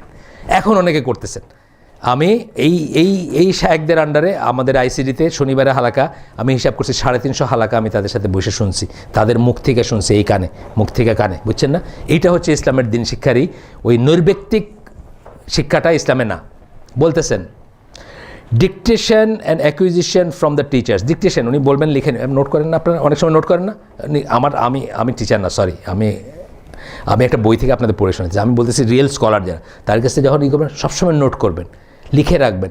10টা পয়েন্ট হলে আপনারা আমাদেরকে এই ট্রেনিং দিতেছিল ইসের উপরে, ওই যে সিঙ্গাপুরে সন্ত্রাস দমনের উপরে ট্রেনিং, মানে জাহাজে আমরা কি করব সিকিউরিটির জন্য। ফোন আসছে জাহাজে, পোর্টে জাহাজ, বলতেছে তোমার জাহাজ তো বোম মারে উড়াই দিব, কী করবেন আপনি? প্রথম পয়েন্ট বলছে পেন্সিল কাগজ নেন। পেন্সিল কাগজ নিয়ে ফাইনাল ডিটেলসে পয়েন্টগুলো লিখে রাখতেন। শব্দগুলো সে কী বলছে, প্লেনের আওয়াজ শুনলেন কি না, ট্রেনের হর্ন শুনলেন কি না, বুঝছেন না? এইগুলো দিয়ে লোকেট করবেন আপনি। এই প্রত্যেকটা পয়েন্ট কাজে লাগবে। এর ভিতরে আপনি শতকরা 50 ভাগ ভুলে যাবেন উইদিন ফার্স্ট 3 মিনিটস। প্রথম 3 মিনিটের ভিতরে মানে শতকরা 50 ভাগ ভুলে যাবেন। জ্ঞান অর্জনের ব্যাপারও সেম। কাগজ রাখবেন, কলম রাখবেন, টিচারের কাছ থেকে শিখবেন, নৈর্ব্যক্তিক না। শিখাটা হবে ব্যক্তিকেন্দ্রিক শিখা। From the teachers, by being in continuous company of the scholars and taking from the mouths of men. মানুষের মুখ থেকে নেবেন আর তার সাহচর্যে থাকবেন। সাহচর্যে থাকলে আপনি আদব শিখবেন, ম্যানার শিখবেন, আর তার মুখ থেকে নেবেন, ডিরেক্টলি তার মুখ থেকে নেবেন।